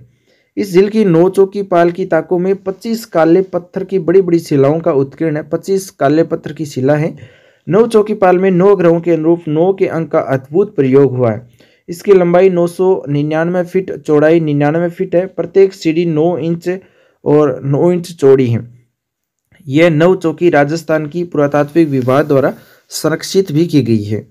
अगला क्वेश्चन है, वह झील जिसके तट पर संगमरमर के 25 शिलालेख है। अभी हमने देखा है राजसमंद झील के अंदर, और पहली ऐसी राजसमंद झील है जिसका नामकरण अपने जिले के ऊपर है।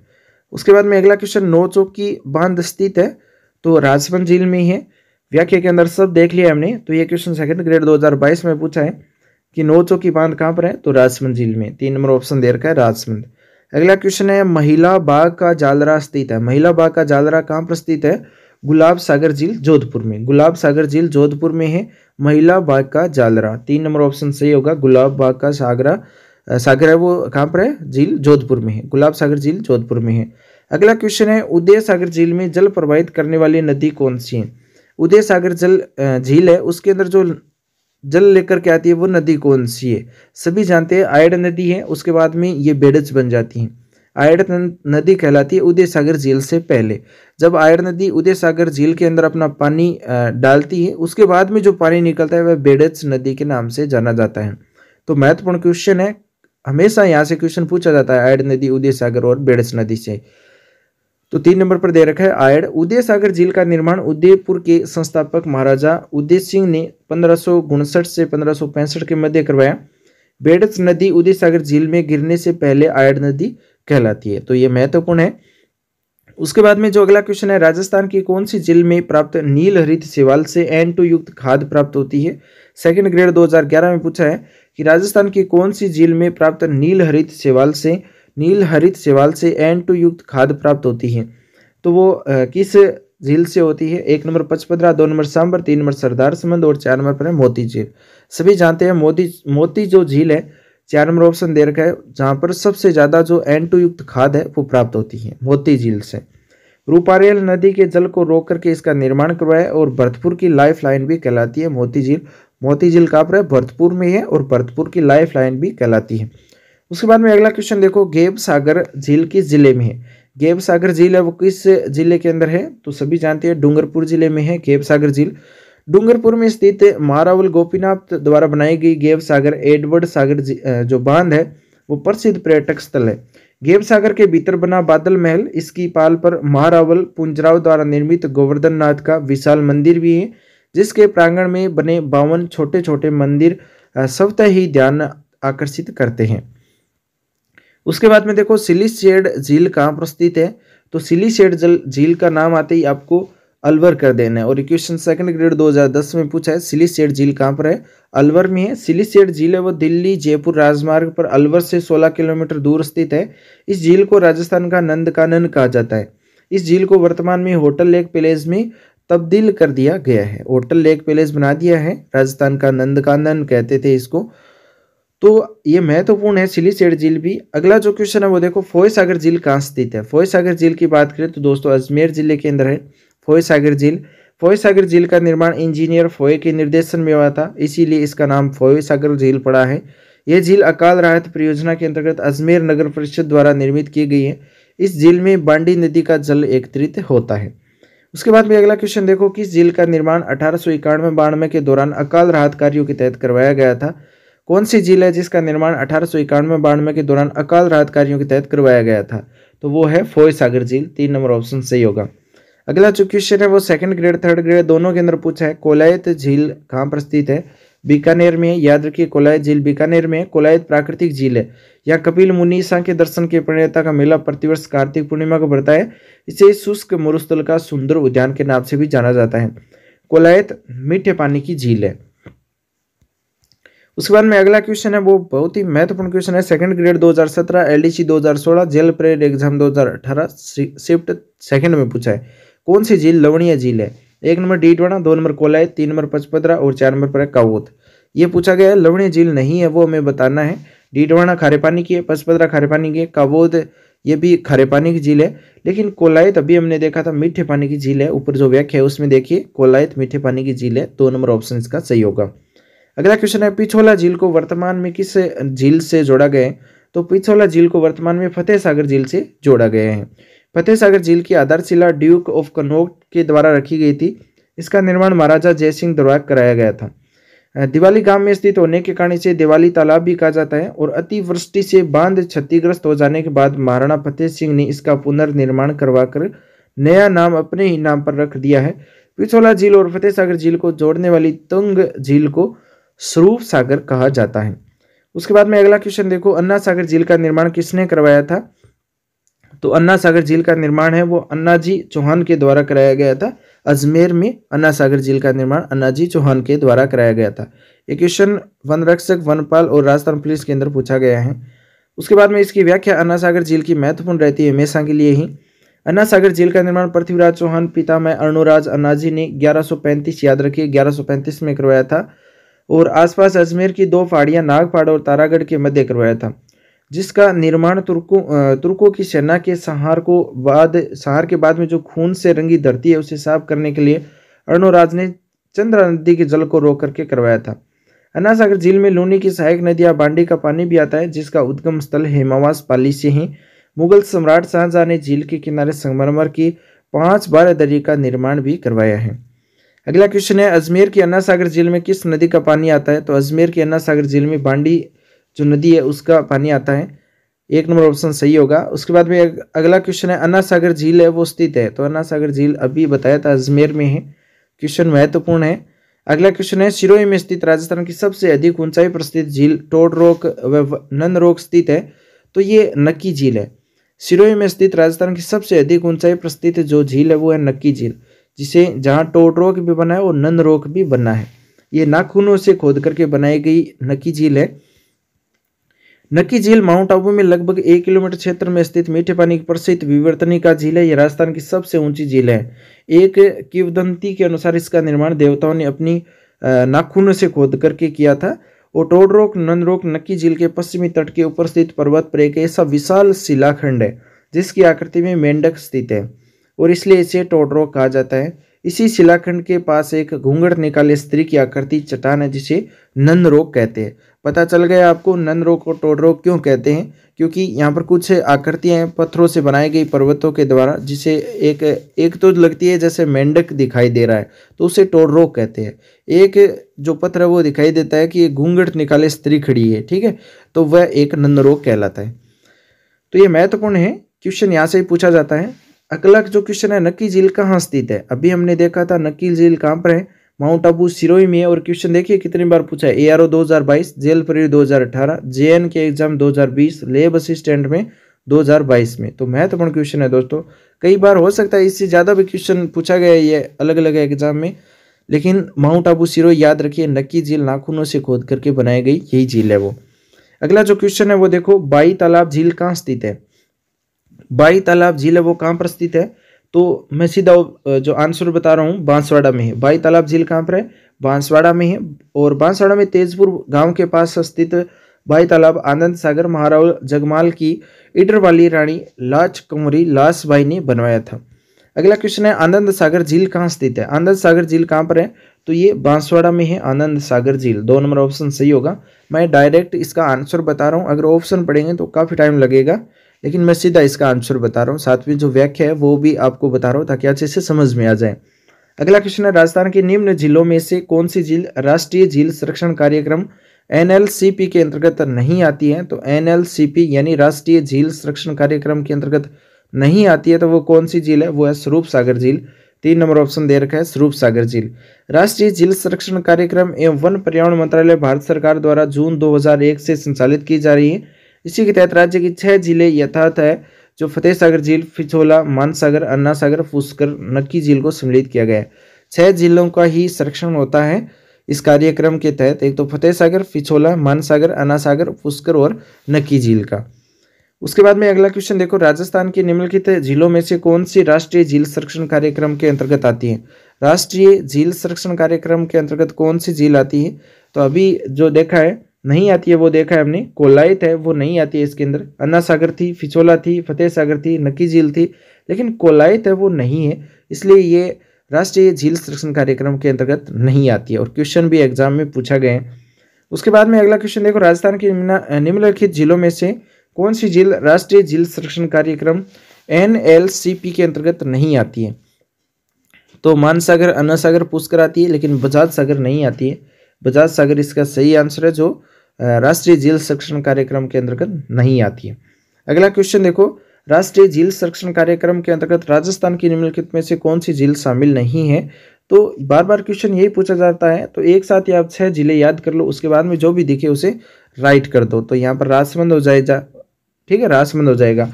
फतेह सागर, नक्की झील और अन्ना सागर आती हैं राष्ट्रीय झील संरक्षण कार्यक्रम के अंदर, लेकिन राजसमंद नहीं आती है। 4 नंबर ऑप्शन सही होगा, राजसमंद। नवलखा सागर झील किस जिले में स्थित है? तो नवलखा सागर झील है ना, ये महत्वपूर्ण रहती है। और नवलखा से आप बूंदी याद रखिए, बूंदी है उसके अंदर है नवलखा सागर झील। ये क्वेश्चन भी महत्वपूर्ण है। और बूंदी के अंदर जो झील है उनको एक साथ में देखेंगे व्याख्या के अंदर। जैत सागर झील है, जैता मीणा द्वारा निर्मित झील है। इसमें स्थित महल का निर्माण राव राजा विष्णु सिंह ने करवाया था। कनक सागर झील की बात करें तो दूसरा नाम है दुगारी झील। कनक सागर झील है, उसका दूसरा नाम है दुगारी झील। नवल सागर की बात करें तो ये बूंदी में है और राजमहल के नीचे कटोरे के आकार की झील है। उल्लेखनीय है कि नवलखा दुर्ग झालावाड़, नवलखा बावड़ी डूंगरपुर, नवलखा दरवाजा रणथंभौर, नवलखा मंदिर पाली में स्थित है। उसके बाद में अगला क्वेश्चन है, निम्न में से कौन सी झील मीठे पानी से संबंधित है? सेकंड ग्रेड के अंदर एक क्वेश्चन पूछा है 2011 में, कौन सी झील मीठे पानी से संबंधित है? तो वो है कायलाना, पिचियाक, ये सभी जो मीठे पानी की झील है। और उसके बाद में जो इसकी व्याख्या है वो महत्वपूर्ण रहती है। राजस्थान में मीठे पानी की झीलें एक साथ देखते हैं, नंदसमंद, राजसमंद जिले और राजसमंद में जो मीठे पानी की है। जयसमंद जिसका दूसरा नाम है डेबर झील और स्लुम्बर भी कहते हैं, स्लुम्बर में है। और फतेह सागर झील, उदय सागर और फिछोला झील है, ये उदयपुर में है। अन्ना सागर और फोय सागर और पुष्कर झील है, ये अजमेर में मीठे पानी की। जैत सागर बूंदी में है। कोलाई झील बीकानेर में। सिलीसियड झील है वो अलवर में है, मीठे पानी की। भोपाल सागर झील चित्तौड़गढ़ में और नक्की झील सिरोही में है। बालसमंद, कायलाना, पिचिया की इस भी जोधपुर में है। बूढ़ा जोड़ झील है वो राय सिंह नगर अनूपगढ़ में है। तो ये महत्वपूर्ण है मीठे पानी की झीलें। उसके बाद में अगला क्वेश्चन है, लवणीय गर्त नहीं है। इनमें से लवणीय गर्त यानी खारे पानी की कौन सी झील नहीं है? टीडवाना खारे की है, सुजानगढ़ खारे की है, ताल छपर खारे की। लेकिन कायलाना जो जोधपुर वाली है ये मीठे पानी की है, अभी हमने देखा था। व्याख्या में आप देख सकते हो, कायलाना झील, बालसमंद झील है, ये दोनों ही जोधपुर के अंदर है और मीठे पानी की झील है। अगला क्वेश्चन है, निम्न में से कौन सी एक मीठे पानी की झील नहीं है? तो जो ताल छपर है चूरू के अंदर वो मीठे पानी की नहीं है। पिछोला, पुष्कर, अन्ना सागर, ये तीनों ही मीठे पानी की झीलें हैं। उसके बाद में अगला क्वेश्चन देखो, राजस्थान में मीठे पानी की झील कौन सी है? मीठे पानी की झील कौन सी है? तो उदय सागर झील है मीठे पानी की। बाकी पचपदरा, डीडवाना, सांबर ये खारे पानी की है, उदय सागर है। और ये क्वेश्चन देखो, छात्रावास अधीक्षक 28 जुलाई 2024 को पूछा है, छात्रावास अधीक्षक जो एग्जाम हुआ था उसमें, तो उदय सागर इसका सही आंसर होगा। उसके बाद में अगला क्वेश्चन देखो, निम्नलिखित में से कौन सी नमकीन खारे पानी की झील नहीं है? तो 1 नंबर कावो, 2 नंबर डीडवाना, रिवासा, ये तीनों ही क्या है? खारे पानी की झील है। और जैत सागर है ना, ये खारे पानी की नहीं है, मीठे पानी की झील है। तो जैत सागर 4 नंबर ऑप्शन इसका सही हो जाएगा। अगला क्वेश्चन है, निम्नलिखित में से कौन सी राजस्थान की खारे पानी की प्रमुख झील नहीं है? तो खारे पानी की प्रमुख झील कौन सी नहीं है? डेबर झील है, तो ये खारे पानी की नहीं है। उसके बाद में अगला क्वेश्चन देखो, पचपदरा झील है वो क्या है? पचपदरा झील है वो एक खारे पानी की झील है, पचपदरा झील बाड़मेर में, ठीक है। उसके बाद में देखो, लूणी बेसिन के बालोतरा पूर्व में बाड़मेर स्थित भारतीय राज्य की सबसे खारी पचपदरा झील से उत्तम किस्म के नमक का उत्पादन किया जाता है। और इस झील में खरवाल जाति के लोग परंपरागत तरीके से मोरली झाड़ी से नमक बनाने का काम करते हैं। और यहाँ के नमक में 98% क्या है? सोडियम क्लोराइड की मात्रा पाई जाती है। उसके बाद में अगला क्वेश्चन है, पचपदरा, सांवरला, कपराना खारे पानी की गर्त निम्नलिखित में किस में पाए जाते हैं? तो पचपदरा, सांवरला, कपराना, ये खारे पानी की जो गर्त है ये लूणी जवाई बेसिन में पाए जाते हैं, लूणी जवाई बेसिन में पाए जाते हैं। और क्वेश्चन 2024 में अगस्त में पूछा गया है। उसके बाद में अगला क्वेश्चन है, खारवाल जनजाति कौन सी झील से नमक बनाती हैं? तो अभी हमने देखा था पचपदरा बाड़मेर वाली है, वहाँ पर खारवाल जाति की जो लोग हैं वो नमक बनाते हैं पचपदरा झील से। ये क्वेश्चन 3rd ग्रेड 2023 में पूछा है। अगला क्वेश्चन है, पचपदरा झील के नमक में सोडियम क्लोराइड का अनुपातिक जो स्तर है वो कितना है? सभी जानते हैं 98% है। पचपदरा झील के अंदर 98% सोडियम क्लोराइड पाया जाता है, 98% है, तो सही आंसर हो जाएगा 98%। उसके बाद में अगला क्वेश्चन है, निम्न में से प्रमुख खारे पानी की झील लूणी बेसिन में स्थित है? तो वो है पचपदरा। पचपदरा है वो खारे पानी की झील है जो लूणी बेसिन में स्थित है। उसके बाद नक्की झील सिरोही में, सिलीसियड अलवर में है, तलवाड़ा। तो ये जो झीलें है ना, ये तीनों ही झीलें क्या हैं? खारे जो मीठे पानी की झीलें है। लेकिन खारे पानी की झीलें लूणी बेसिन में स्थित है वो है पचपदरा बाड़मेर की, जो लूणी नदी बहती है ना बाड़मेर जिले से, वहाँ से है। उसके बाद में अगला क्वेश्चन है, किशोर सागर झील तालाब कहाँ स्थित है? किशोर सागर तालाब है वो कहाँ पर स्थित है? सभी जानते हैं कोटा के अंदर है। और किशोर सागर छत्रविलास भी कहते हैं इसे, दूसरा नाम छत्रविलास है। इससे बहुत सारे लोग बता देंगे छत्रविलास कहाँ पर है? कोटा में। इसे किशोर सागर भी बोला जाता है। तालाब आलनिया, सूरसागर, सावन भादो बांध भी कोटा में स्थित है। इसके साथ में 2-3 और देख लिए हमने व्याख्या के अंदर, जो क्वेश्चन आने के लायक है वो व्याख्या में दे रखी है। उसके बाद में क्वेश्चन अगला है, सांभर झील का अधिकांश भाग किस जिले में स्थित है? तो सांभर झील का अधिकांश भाग जयपुर में है और उसके बाद में नागौर के अंदर आता है। नागौर के अंदर कुछ ही भाग है सांभर झील का। अब देख लेते हैं एक साथ में सांभर झील का जो महत्वपूर्ण क्वेश्चन है वो, जयपुर ग्रामीण जिले की फुलेरा तहसील में स्थित राजस्थान की सबसे बड़ी प्राकृतिक झील है सांभर झील, और राजस्थान की सबसे बड़ी भारत की दूसरी प्रथम चिल्का झील उड़ीसा है। प्रथम की बात करें ना तो वो चिल्का झील है जो उड़ीसा में है, और उसके बाद में दूसरी है राजस्थान के अंदर सांभर झील, और सबसे बड़ी खारे पानी की झील है। यह झील दक्षिणी पूर्व से उत्तर पश्चिम की ओर लगभग 32 किलोमीटर लंबी है, 3 से 12 किलोमीटर चौड़ी है, और इस झील में 5 नदियां हैं। 5 नदियों को पानी आता है। मेंढा, मेंथा भी बोलते हैं। सर्वाधिक नमक बहाकर लाने वाली नदी है मेंथा या मेड्डा। खारी, रूपनगढ़, बांडी, नाला, खांडेल नदियों का पानी बहा करके इस झील के अंदर आता है सांभर झील के अंदर। उसके बाद में अगला क्वेश्चन देखो, नदियां जो अपना जल सांभर झील में गिरती हैं, तो सांभर झील में एक तो हो जाएगा इसके अंदर, देखो रूपनगढ़ देखा था हमने और मेड्डा देखा था, तो 2 ही है, बाकी साबी चाप वाली ये नहीं है, सांभर झील में पानी नहीं आता है इनका, रूपनगढ़, मेड्डा। उसके बाद में अगला क्वेश्चन है, निम्न में से कौन सी नदी सांभर झील में गिरती है? तो सांभर झील में कौन सी नदी गिरती है? मेड्डा नदी है, मेंढा नदी है। ये 2021-22 में क्वेश्चन पूछा गया है, तो सांभर झील में पानी गिरता है मेंढा नदी का। 1 नंबर ऑप्शन सही होगा। उसके बाद में अगला क्वेश्चन देखो, राजस्थान की खारे पानी की सबसे बड़ी झील कौन सी है? तो सांभर झील ही है सबसे बड़ी झील खारे पानी की, राजस्थान के अंदर सांभर झील है। 3 नंबर ऑप्शन सही होगा, सांभर झील। उसके बाद में अगला क्वेश्चन देखो, निम्न में से कौन सी झील में रूपनगढ़, मेंढा और खांडेल नदियां अपना पानी प्रवाहित करती है? तो वो है सांभर झील, जयपुर की। सांभर झील में गिरने वाली नदियां कौन सी हैं? तो सांभर झील के अंदर जो नदियां गिरती है वो है, एक तो मेंढा नदी है, दूसरी खंडेल नदी है, और चौथी है रूपनगढ़। लेकिन कांतली जो भी शिखर से निकलती है ये नदी, ये सांभर झील में नहीं गिरती है। उसके बाद में अगला क्वेश्चन देखो, सांभर झील आंतरिक अपवाह क्षेत्र की नदी कौन सी है? तो वो है मेंढा नदी। मेंढा नदी का पानी है वो सांभर झील में आता है। सांभर झील में नहीं गिरने वाली नदी कौन सी है? मेंढा का आता है, खंडेला का आता है, रूपनगढ़ का आता है, लेकिन कांतली नदी का पानी नहीं आता है जो शिखर से निकलती है। उसके बाद में अगला क्वेश्चन है, सांभर झील में निम्नलिखित में से किस नदी द्वारा प्रतिवर्ष सर्वाधिक लवण की मात्रा आती है? तो मेंढा नदी के द्वारा ही सबसे अधिक नमक बहाकर लाया जाता है सांभर झील में, तो 3 नंबर ऑप्शन होगा मेंढा नदी। अगला जो क्वेश्चन है कथन वाला है, सत्य कथन में बताना है। सांभर झील राजस्थान की सबसे बड़ी खारे पानी की झील है, और उसके बाद में देखो सांभर झील 74 डिग्री से 75 डिग्री पूर्वी देशांतर में स्थित है, तो ये दोनों ही सत्य है। सांभर झील सबसे बड़ी खारे पानी की झील है, और इसका जो देशांतरीय है वो है पूर्वी देशांतर 74 डिग्री से 75 डिग्री, इन दोनों के मध्य इसका विस्तार है, तो दोनों ही कथन है वो सत्य है। उसके बाद में अगला क्वेश्चन देखो, राजस्थान की किस झील को रामसर आर्द्र भूमि की सूची में शामिल किया है? तो सांभर झील को ही रामसर आर्द्र भूमि में शामिल किया है। याद रखिए, रामसर आर्द्र भूमि सांभर झील। सांभर झील के अंदर जो म्यूजियम साल्ट है उसकी स्थापना 23 मार्च 1990 को की गई थी, जिसे पर्यटन के क्षेत्र में रामसर साइट के नाम से पुकारा जाता है। उसके बाद में अगला क्वेश्चन देखो, भारत के कुल नमक उत्पादन का सांभर झील में कितना होता है? महत्वपूर्ण क्वेश्चन है, बहुत बार एग्जाम में पूछा है। 8.7%, 8.7% नमक सांभर झील में मिलता है। ये देश की सर्वाधिक नमक उत्पादन 8.70% झील है। इस झील से नमक उत्पादन का कार्य भारत सरकार की देखरेख में हिंदुस्तान साल्ट कंपनी लिमिटेड की सहायक कंपनी सांभर साल्ट लिमिटेड करती है। उसके बाद में अगला क्वेश्चन देखो, राजस्थान में सबसे अधिक नमक उत्पादित होता है, तो सबसे अधिक जो 8.7% नमक है वो सांभर झील से ही प्राप्त होता है, तो सांभर झील इसका सही आंसर हो जाएगा। अगला क्वेश्चन है, राजस्थान की वह झील कौन सी है जहाँ सर्दियों में राजहंस फ्लेमिंगोज पक्षी बड़ी संख्या में आते हैं? तो सांभर झील में ही आते हैं। सर्दियों के अंदर राजहंस आते हैं जिसे फ्लेमिंगोज बोलते हैं। सब राजस्थान की बहुत ही महत्वपूर्ण झील है, नमक सबसे अधिक होता है सांभर झील में। तो सांभर झील की उत्तरी एशिया से हजारों संख्या में फ्लेमिंगोज आते हैं, और 11 नवंबर 2019 में एवियन बोटुलिज्म बीमारी से हजारों पक्षियों की मौत हो गई थी सांभर झील में।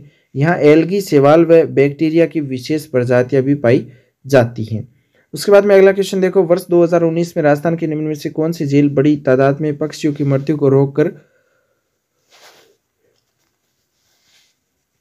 को लेकर के समाचारों में रही है? तो वो सांभर झील ही है। 2019 की बात है जब सबसे अधिक पक्षी मारे गए थे। अगला क्वेश्चन है, राजस्थान की खारे पानी की झील किस महासागर के अवशेष मानी जाती हैं? तो खारे पानी की झील है वो टेथी सागर के अवशेष है। मीठे पानी की है वो गोंडवाना लैंड के अवशेष है। खारे पानी की झीलें मुख्यतः टेथी सागर के अवशेष परिणाम है। इसका एक उदाहरण है सांभर झील के रूप में। रेगिस्तान में खारे पानी की झीलों को पलाया, तटीय इलाकों में खारे पानी की झीलों को कयाल या लेगून भी कहते हैं। ये महत्वपूर्ण है। अगला क्वेश्चन थर्ड ग्रेड 2009 में पूछा है, कौन सी झील खारे पानी की है? 1 नंबर अन्ना सागर, 2 नंबर पिछोला, 3 नंबर डीडवाना और 4 नंबर है राजसमंद। तो डीडवाना झील है नागौर के अंदर जो खारे पानी की झील है। कुचामन जिले, अभी जो कुचामन जिला बना है उससे पहले नागौर जिले के अंदर थी, उसके पास में स्थित है। नमक आयोग जो नमक खाने के अयोग्य कारण नहीं है, क्योंकि नमक में सर्वाधिक फ्लोराइड पाया जाता है। डीडवाना झील के अंदर नमक तो बनाया जाता है लेकिन खाने योग्य नहीं है। यहाँ पर सबसे ज़्यादा नमक में फ्लोराइड है, इससे सोडियम प्राप्त किया जाता है। डीडवाना झील को खलदा झील या पलाया झील भी कहते हैं। उसके बाद में सुमेलित नहीं है वो हमें देखना है, क्वेश्चन महत्वपूर्ण है। पचपदरा झील नागौर में है। उसके बाद में देखो पचपदरा झील अभी चेंजिंग कर दिया है, इसके अंदर देखो पचपदरा झील बाड़मेर में है, तो ये गलत दे रखा है इसने, ठीक है। डेबर झील उदयपुर में है जैसमंद वाली, और गेव सागर डूंगरपुर में है, तालाब सही झील धौलपुर में। तो पचपदरा झील के लिए आप क्या करें, बालोतरा बाड़मेर कर लेना, ठीक है। उसके बाद में व्याख्या में दे रखा है, परीक्षा काल में विकल्प 1 सही था, परंतु वर्तमान में पचपदरा झील बालोतरा में है, पूर्व में बाड़मेर में थी, और डेबर झील सिलंबर जिले में है जो पहले उदयपुर में थी, ठीक है। उसके बाद में देखो झील व जिला सम्मिलित नहीं वो हमें बताना है। थर्ड ग्रेड 2023 में मूल्यांकन अधिकारी 2020 में एग्जाम पूछा है। दियाबलाब जो है झील वो बांसवाड़ा जिले में है। उसके बाद में देखो बालसमंद झील जोधपुर में है। दूध तलाई उदयपुर में है। तालाब एसाई बूंदी में है। तालाब एसाई धौलपुर में है और बारा दोनों में स्थित है, तो बूंदी इसका सही आंसर नहीं है। 4 नंबर ऑप्शन सम्मिलित नहीं है। तालाब एसाई धौलपुर और बारा दोनों जिलों के अंदर है। उसके बाद में अगला क्वेश्चन है, बांकली झील निम्न में से किस जिले में स्थित है? तो बांकली झील निम्न में से किस जिले में स्थित है? बांकली झील है जो पाली जिले में। 3 नंबर ऑप्शन इसका सही होगा, बांकली झील पाली जिले में है। उसके बाद में जो अगला क्वेश्चन है वो देखो, निम्न में से राजस्थान की किस जिले में ताल छापर झील है? सभी जानते हैं चूरू में है ताल छापर, हिरणों के लिए प्रसिद्ध है। ताल छापर चूरू के में खारे पानी की झील है, और ताल शिखर पक्षी अभ्यारण्य वो एक हिस्सा है। काले हिरण भी ताल छापर में पाए जाते हैं। अगला जो क्वेश्चन है वह निम्नलिखित में से किस झील का क्षेत्रफल संकुचित हो रहा है? यानी ऐसी कौन सी झील है जिसका जो क्षेत्रफल है ना वो कम हो रहा है? तो वो है ताल छापर झील चूरू की। ताल छापर झील चूरू की खारे पानी की झील है। शिखर पक्षी अभ्यारण्य भी एक हिस्सा है। अगला जो क्वेश्चन है सुमेलित नहीं है वो हमें बताना है। नक्की झील सिरोही के अंदर है। गढ़सीसर जैसलमेर में है। उमेद सागर जोधपुर में है। तलवाड़ा गंगानगर में नहीं है। उमेद सागर शाहपुरा जोधपुर दोनों में है, लेकिन तलवाड़ा झील हनुमानगढ़ में, यह हमें ध्यान रखना है। गंगानगर यहाँ से काटो, तलवाड़ा बाड़मेर करो, और 4 नंबर इसका सुमेलित नहीं है। उसके बाद में अगला क्वेश्चन देखो, राजस्थान में जोधपुर से 8 किलोमीटर पश्चिम में स्थित कायलाना झील का निर्माण किसने करवाया था? तो कायलाना झील जोधपुर से 8 किलोमीटर दूर है, जिसका निर्माण प्रताप सिंह ने करवाया था। किसने करवाया था? प्रताप सिंह ने। कायलाना झील जोधपुर के पश्चिमी दिशा में इस झील का निर्माण सर प्रताप ने करवाया था। उसके बाद में अगला क्वेश्चन है सेकंड ग्रेड 2018 में पूछा गया क्वेश्चन, सुमेलित करना है हमें। जल महल कहाँ पर है? पांडुपोल जलप्रपात कहाँ पर है? लूणकरणसर झील कहाँ पर है? फतेह सागर झील कहाँ पर है? ये हमें मिलान करना है। तो देखो जल महल जो झील है सभी जानते हैं, जल महल जयपुर में है। जय से जल महल, जल से जयपुर, याद रखिए। पांडुपोल कहाँ पर हो जाएगा? अलवर में है पांडुपोल, ये पांडुओं वाला वही है। और लूणकरणसर की बात करें तो बीकानेर में आता है, और फतेह सागर झील उदयपुर में आती है। तो इसका मिलान कौन सा सही हो जाएगा? 1 नंबर सही हो जाएगा। अब देखो इसकी व्याख्या महत्वपूर्ण रहेगी। जल महल जयपुर में आमेर की घाटी के नीचे कनक वृंदावन या फूलों की घाटी के नाम से घाटी के पास में स्थित मानसागर झील है, जहाँ पर जयसिंहपुरा खोर गांव के ऊपर 2 पहाड़ियों के बीच तंग घाटी को बांध करके किया गया है। जल महल का निर्माण सवाई जयसिंह ने अश्वमेघ यज्ञ वाले पंडितों के रहने के लिए करवाया था, और पांडुपोल सरिस्का के दक्षिणी पूर्व में स्थित इस स्थल पर पांडवों ने अज्ञातवास के 1 वर्ष भी व्यतीत किए थे। लूणकरणसर झील बीकानेर के उत्तर पूर्व में 80 किलोमीटर दूर स्थित झील में नमक का नगण्य अंश विद्यमान है, और फतेह सागर झील उदयपुर के देवाली गांव में स्थित है, और स्थित होने के कारण से देवाली तालाब भी कहा जाता है। इस झील की जो आधारशिला है वो ड्यूक ऑफ कनॉट के द्वारा रखी गई थी, फतेह सागर झील की। उसके बाद में अगला क्वेश्चन है, महाराणा फतेह सिंह ने 1889 में 89 के दौर में उपलक्ष्य में देवली झील पर कनौट बांध का निर्माण है वो करवाया था। तो देखो इसका जो ड्यूक ऑफ कनौट था ना, उसने फतेह सागर के द्वारा, फतेह सागर उस टाइम में महाराणा था और 1889 की बात है जब फतेह सागर ने ड्यूक ऑफ कनौट के दौर में उपलक्ष्य में देवली झील पर कनौट बांध भी बनाया था। तो ये एक इंजीनियर था ड्यूक ऑफ कनौट। 4 नंबर ऑप्शन सही होगा, ड्यूक ऑफ कनौट। उसके बाद में जो अगला क्वेश्चन है वो देखो, जल महल स्थित है। जल महल कहाँ पर है? मानसर में। मानसर में जल महल स्थित है। अगला क्वेश्चन देखो, किस झील में सवाई जय सिंह ने जल महल का निर्माण करवाया था?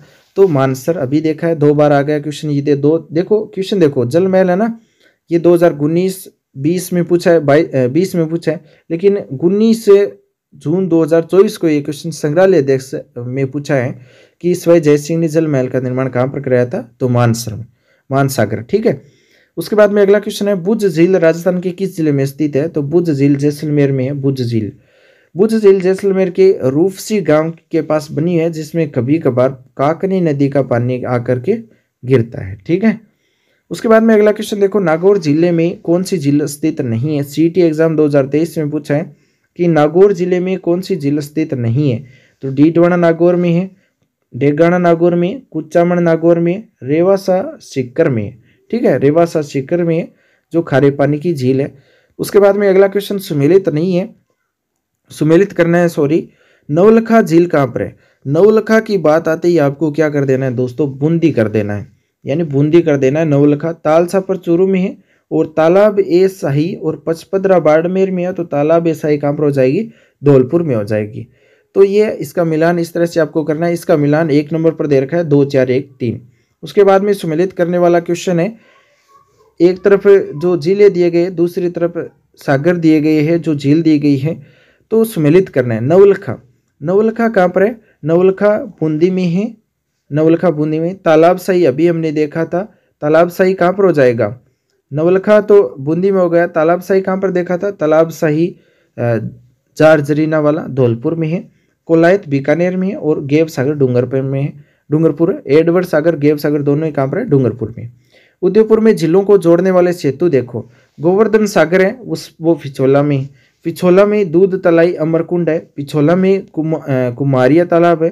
कुंडारिया तालाब है वो रंग सागर में। अमरकुंड है वो रंग सागर में है। और जो रंग सागर है वो स्वरूप सागर, और स्वरूप सागर वो फतेह सागर। तो ये इस तरह से जो सेतु मिलाते हैं झीलों को वो दिए गए हैं, जिसका नाम महत्वपूर्ण रहता है। और ये आरबीएससी कक्षा 6 का 40 नंबर फर्स्ट से उठाया गया है इसने। मारवाड़ी की उपबोली है, ये क्वेश्चन 3rd ग्रेड 2023 में पूछा है कि मारवाड़ी की उपबोली है। मारवाड़ी की उपबोली कौन सी है? 1 number Torawati, 2 number Rajawati, 3 number Shekhawati और 4 नंबर पर है चौरासी। तो इसका सही आंसर क्या होगा? शेखावाटी। मारवाड़ी की उपबोली कौन सी है? शेखावाटी है। 3 नंबर ऑप्शन सही होगा। दोस्तों इस वीडियो के अंदर आपको 1995 से लेकर के 2024 तक के क्वेश्चन मिलेंगे। 2024 अक्टूबर तक के जितने भी क्वेश्चन आए हैं ना, वो क्वेश्चन इस वीडियो में आपको मिलेंगे। उसके बाद में देखो अगला क्वेश्चन, बीकानेरी, बागड़ी, शेखावाटी, मेवाड़ी, खेराड़ी, गोडवाड़ी, थली, नागौरी, देवड़ावाड़ी आदि उपबोलियां हैं। ये सभी किसकी उपबोलियां हैं? 1 number Mewari, 2 number Dhundhari, 3 number Mewati और 4 नंबर पर है मारवाड़ी की।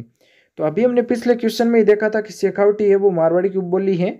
तो यहाँ पर देखो मारवाड़ी दे रखा है 4 नंबर ऑप्शन, जो इसका सही आंसर होगा। 4 नंबर ऑप्शन सही होगा, मारवाड़ी। अगला जो क्वेश्चन है, ढाडी मारवाड़ी की एक उपबोली है, राजस्थान के किस क्षेत्र में बोली जाती है? ये क्वेश्चन वनरक्षक 2022 में पूछा है 2nd शिफ्ट में। ढाडी मारवाड़ी की एक उपबोली है, राजस्थान के किस क्षेत्र में बोली जाती है? 1 number Bundi, 2 number Barmer, 3 number Pratapgarh और 4 नंबर पर है सीकर। तो इसका सही आंसर क्या हो जाएगा? बाड़मेर। 2 नंबर ऑप्शन इसका सही होगा।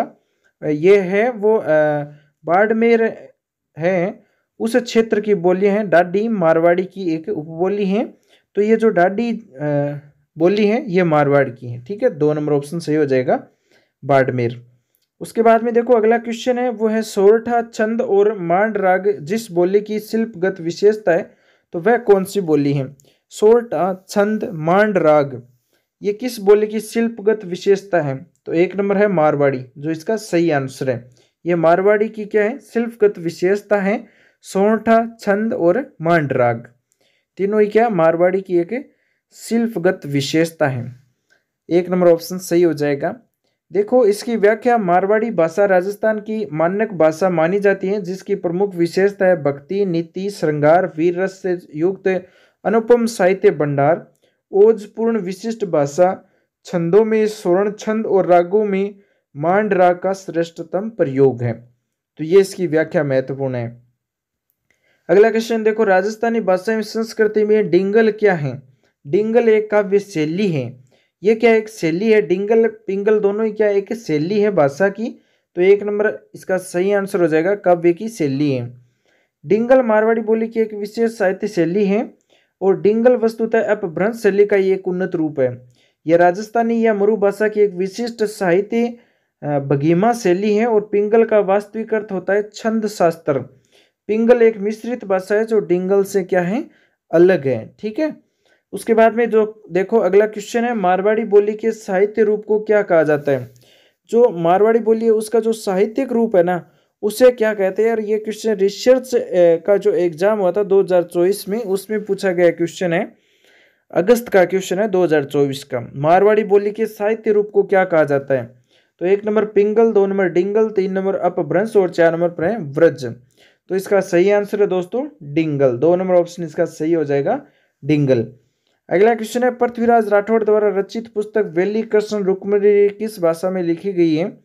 वेली कृष्ण रुक्मणी ये जो एक पुस्तक है पृथ्वीराज राठौड़ के द्वारा लिखी गई है, ये किस भाषा में है? और सेकंड ग्रेड संस्कृत डिपार्टमेंट के अंदर ये 2019 में क्वेश्चन पूछा है।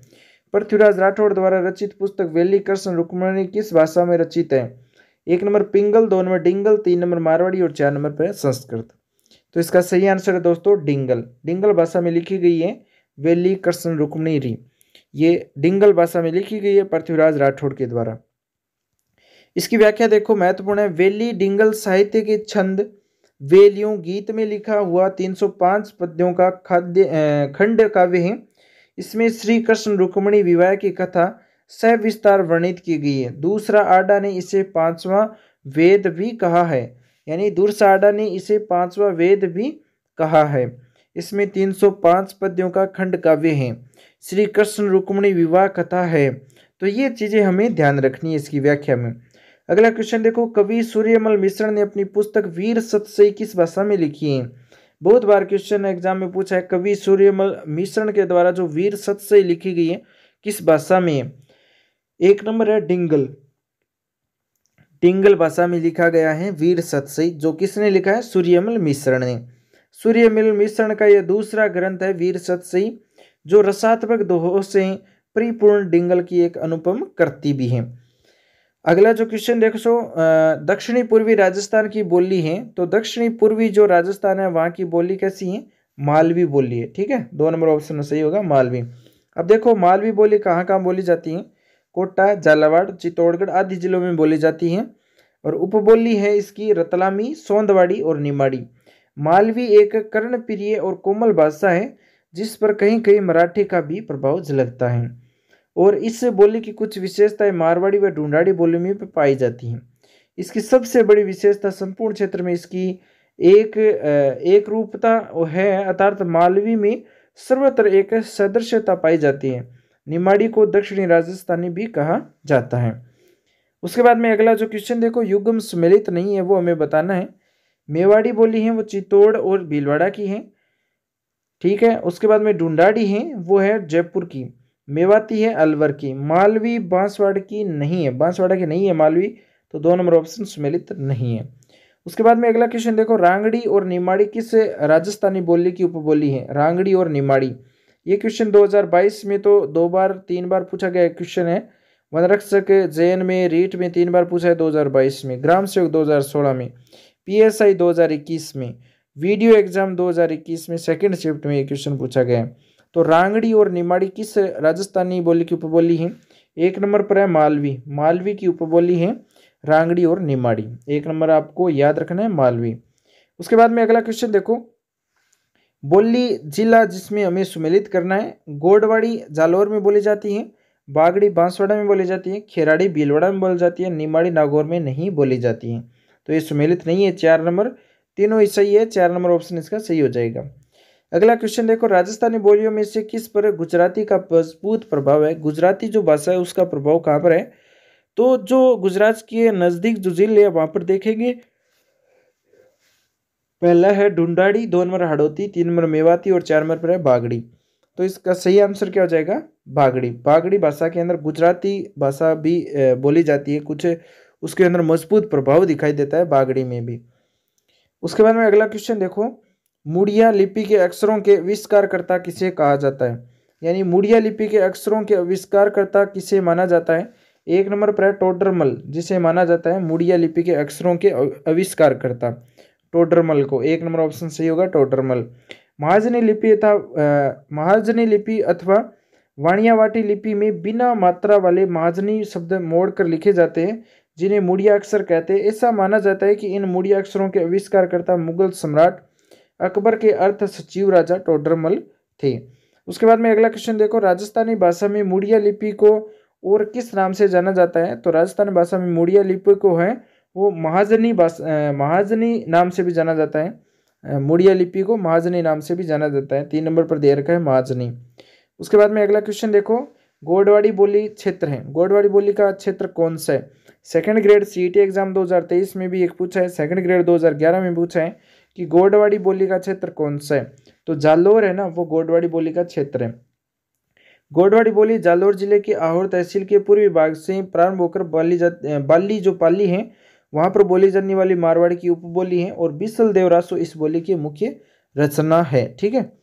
उसके बाद में देखो अगला क्वेश्चन है, तोरावाटी बोली है, तोरावाटी है वो ढूंढाड़ी बोली है। ठीक है, ढूंढाड़ी बोली है वो तोरावाटी बोली है। 1 नंबर ऑप्शन दे रखा है ढूंढाड़ी। उसके बाद में इसकी व्याख्या देखो, महत्वपूर्ण है। ढूंढाड़ी जाड़साई बोली जयपुर, दूदू, दौसा, अजमेर, ब्यावर, टोंक, केकड़ी आदि जिलों में बोली जाती है।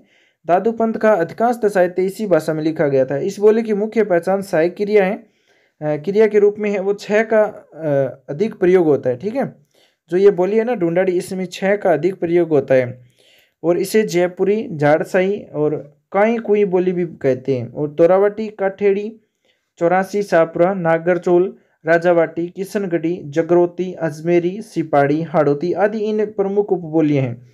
काई जयपुरी का अपना विशिष्ट सर्वनाम है। ठीक है। राजपुताना नाम का प्रयोग सर्वप्रथम कब और किसने किया था? आप जब भी राजस्थान जी की पढ़ना स्टार्ट करते हो तो पहले ही पेज के अंदर या पहले ही पृष्ठ के अंदर आपको यह क्वेश्चन मिल जाता है कि राजपुताना नाम का सर्वप्रथम प्रयोग किसने किया था। तो 1 नंबर क्वेश्चन देखो, 1800 ईस्वी जॉर्ज थॉमस ने, 2 number 1890 William Bentley, 3 number 1922 sir John, और 4 नंबर पर है 1902 लॉर्ड कर्जन। तो इसका सही आंसर क्या होगा? 1800 ईस्वी में जॉर्ज थॉमस के द्वारा राजपुताना नाम का प्रयोग सबसे पहले अपनी पुस्तक में किया गया था। और यह क्वेश्चन 2014 से लेकर के एलडीसी 2024, जैन 2020, संग्रहालय अध्यक्ष 2024 में क्वेश्चन पूछा है। 2024 में ये क्वेश्चन 2 बार पूछ लिया है। तो महत्वपूर्ण क्वेश्चन है, 1800 ईस्वी में जॉर्ज थॉमस के द्वारा राजपुताना जो नाम है उसका प्रयोग किया गया था। अब देखते हैं इसे डिटेल में। व्याख्या महत्वपूर्ण रहेगी, क्वेश्चन यहीं से पूछा जाएगा। सर्वप्रथम 1800 ईस्वी में जॉर्ज थॉमस ने राजपुताना में जहाज फिरंगी नाम से प्रसिद्ध है, और उसके द्वारा राजपुताना का नाम प्रयोग किया गया था। कर्नल जेम्स टोड ने राजपुताना का इतिहास लिखते समय से राजस्थान शब्द की प्रदेशवाची संज्ञा 1829 में प्रकाशित कृति एनाल्स एंड एंटिक्वीज ऑफ राजस्थान में दी थी, और 1949 ईस्वी में पूर्व राजस्थान नाम से किसी भौगोलिक इकाई का अस्तित्व नहीं था। राजस्थान शब्द का प्राचीनतम प्रयोग राजस्थानी द्वितीय विक्रम संवत 682 में उत्कीर्ण बसंतगढ़ सिरोही शिलालेख में मिलता है। स्वतंत्रता के बाद जब इस प्रदेश की विभिन्न रियासतों का एकीकरण हुआ तो 30 मार्च 1949 ईस्वी को सर्वसम्मति ने इसका नाम राजस्थान रखा था। 26 जनवरी 1950 को औपचारिक रूप से इस संपूर्ण भौतिक प्रदेश का नाम राजस्थान स्वीकार किया गया था। उसके बाद में अगला जो क्वेश्चन है वो देखो, अंग्रेजों के समय में राजस्थान को किस नाम से जाना जाता था? महत्वपूर्ण क्वेश्चन है। 24 में ये क्वेश्चन पूछा है, 2024 में 13 जून 2024 को राजस्थान पुलिस का एग्जाम था, उसमें पूछा है। पीएसआई एग्जाम 2007 और राजस्थान पुलिस कांस्टेबल 2020 में क्वेश्चन पूछा है। तो महत्वपूर्ण क्वेश्चन है, यानी 10-15 साल पीछे के जो क्वेश्चन है वो भी पूछ ले जाते हैं। कोई क्वेश्चनों का लेवल नहीं है क्योंकि ये राजस्थान जीके हैं। तो ये क्वेश्चन आप देख सकते हो 2007 में पूछा गया है, उसके बाद में 2024 में वापस पूछ लिए। तो अंग्रेजों के समय राजस्थान को किस नाम से जाना जाता था? 1 number Mewar, 2 number Marwar, 3 number Amer और 4 नंबर पर है राजपूताना। तो राजपूताना कहते थे अंग्रेजों के टाइम में। 4 नंबर ऑप्शन सही होगा, राजस्थान को राजपूताना नाम से जाना जाता है अंग्रेजों के टाइम में। अगला जो क्वेश्चन है वो देखो, निम्नलिखित में से जॉर्ज थॉमस द्वारा राजस्थान के लिए सर्वप्रथम किस शब्द का प्रयोग किया गया था? तो 1 नंबर मत्स्य प्रदेश, 2 नंबर राजस्थान, 3 नंबर राजपूताना और 4 नंबर पर है मरु प्रदेश। तो इसका सही आंसर क्या हो जाएगा? राजपूताना। 3 नंबर ऑप्शन सही होगा। जॉर्ज थॉमस द्वारा राजस्थान को सबसे पहले राजपूताना नाम से पुकारा था और इसका प्रयोग भी अपनी पुस्तक में राजपूताना नाम से किया है राजस्थान का। उसके बाद में अगला क्वेश्चन देखो, भारतीय इतिहास में राजपूत वंशों का प्रभुत्व कब तक अवधि के दौरान हुआ था? किस अवधि तक हुआ था? तो भारतीय इतिहास में राजपूत वंशों का प्रभुत्व है वो देखो, 1 नंबर 8वीं से 12वीं शताब्दी, 2 नंबर 6वीं से 7वीं शताब्दी और 3 नंबर पर है 5वीं से 9वीं शताब्दी, 4 नंबर पर है 3री से 5वीं शताब्दी। तो इसका सही आंसर क्या होगा? 8वीं से 12वीं शताब्दी तक भारतीय इतिहास में राजपूत वंशों का प्रभुत्व अवधि दौरान माना जाता है, 8वीं से 12वीं शताब्दी तक। 1 नंबर ऑप्शन इसका सही होगा। उसके बाद में अगला क्वेश्चन देखो, सहजोबाई का गुरु कौन था? यानी सहजोबाई का गुरु है वो कौन था?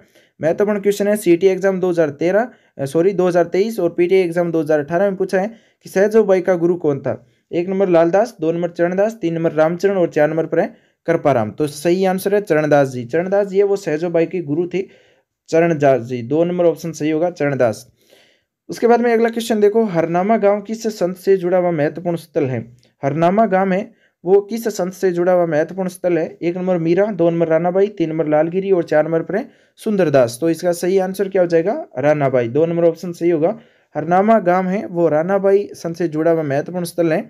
इसकी व्याख्या महत्वपूर्ण रहने वाली है, क्वेश्चन यहीं से पूछे जाएंगे।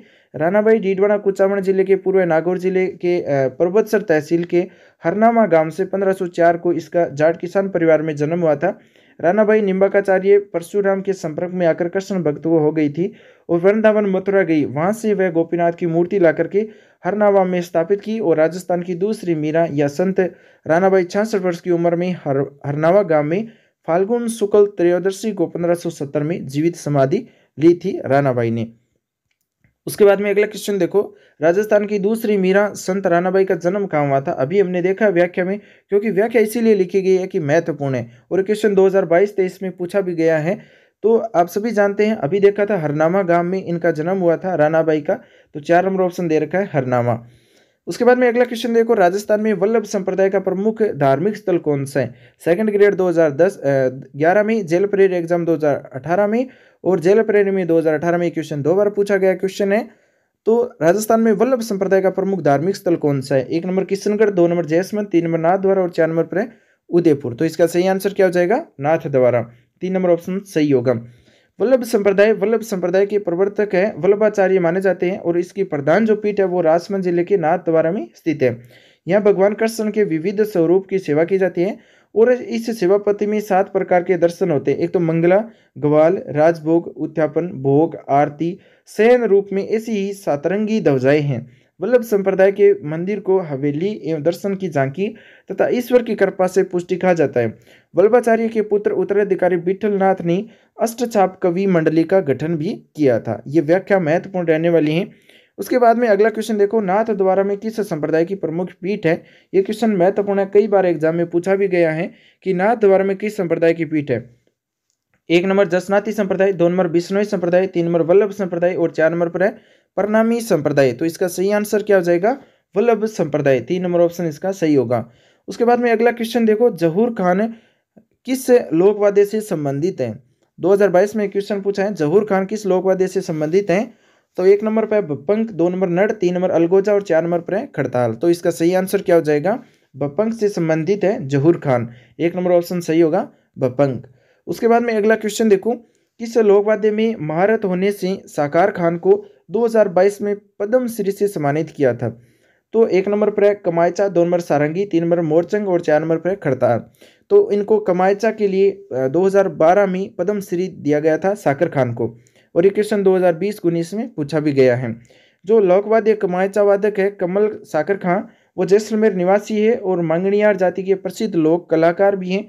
2012 में इन्हें पद्म श्री से सम्मानित भी किया गया है। उसके बाद में अगला क्वेश्चन देखो, राजस्थान के प्रसिद्ध पखावज वादक कौन है?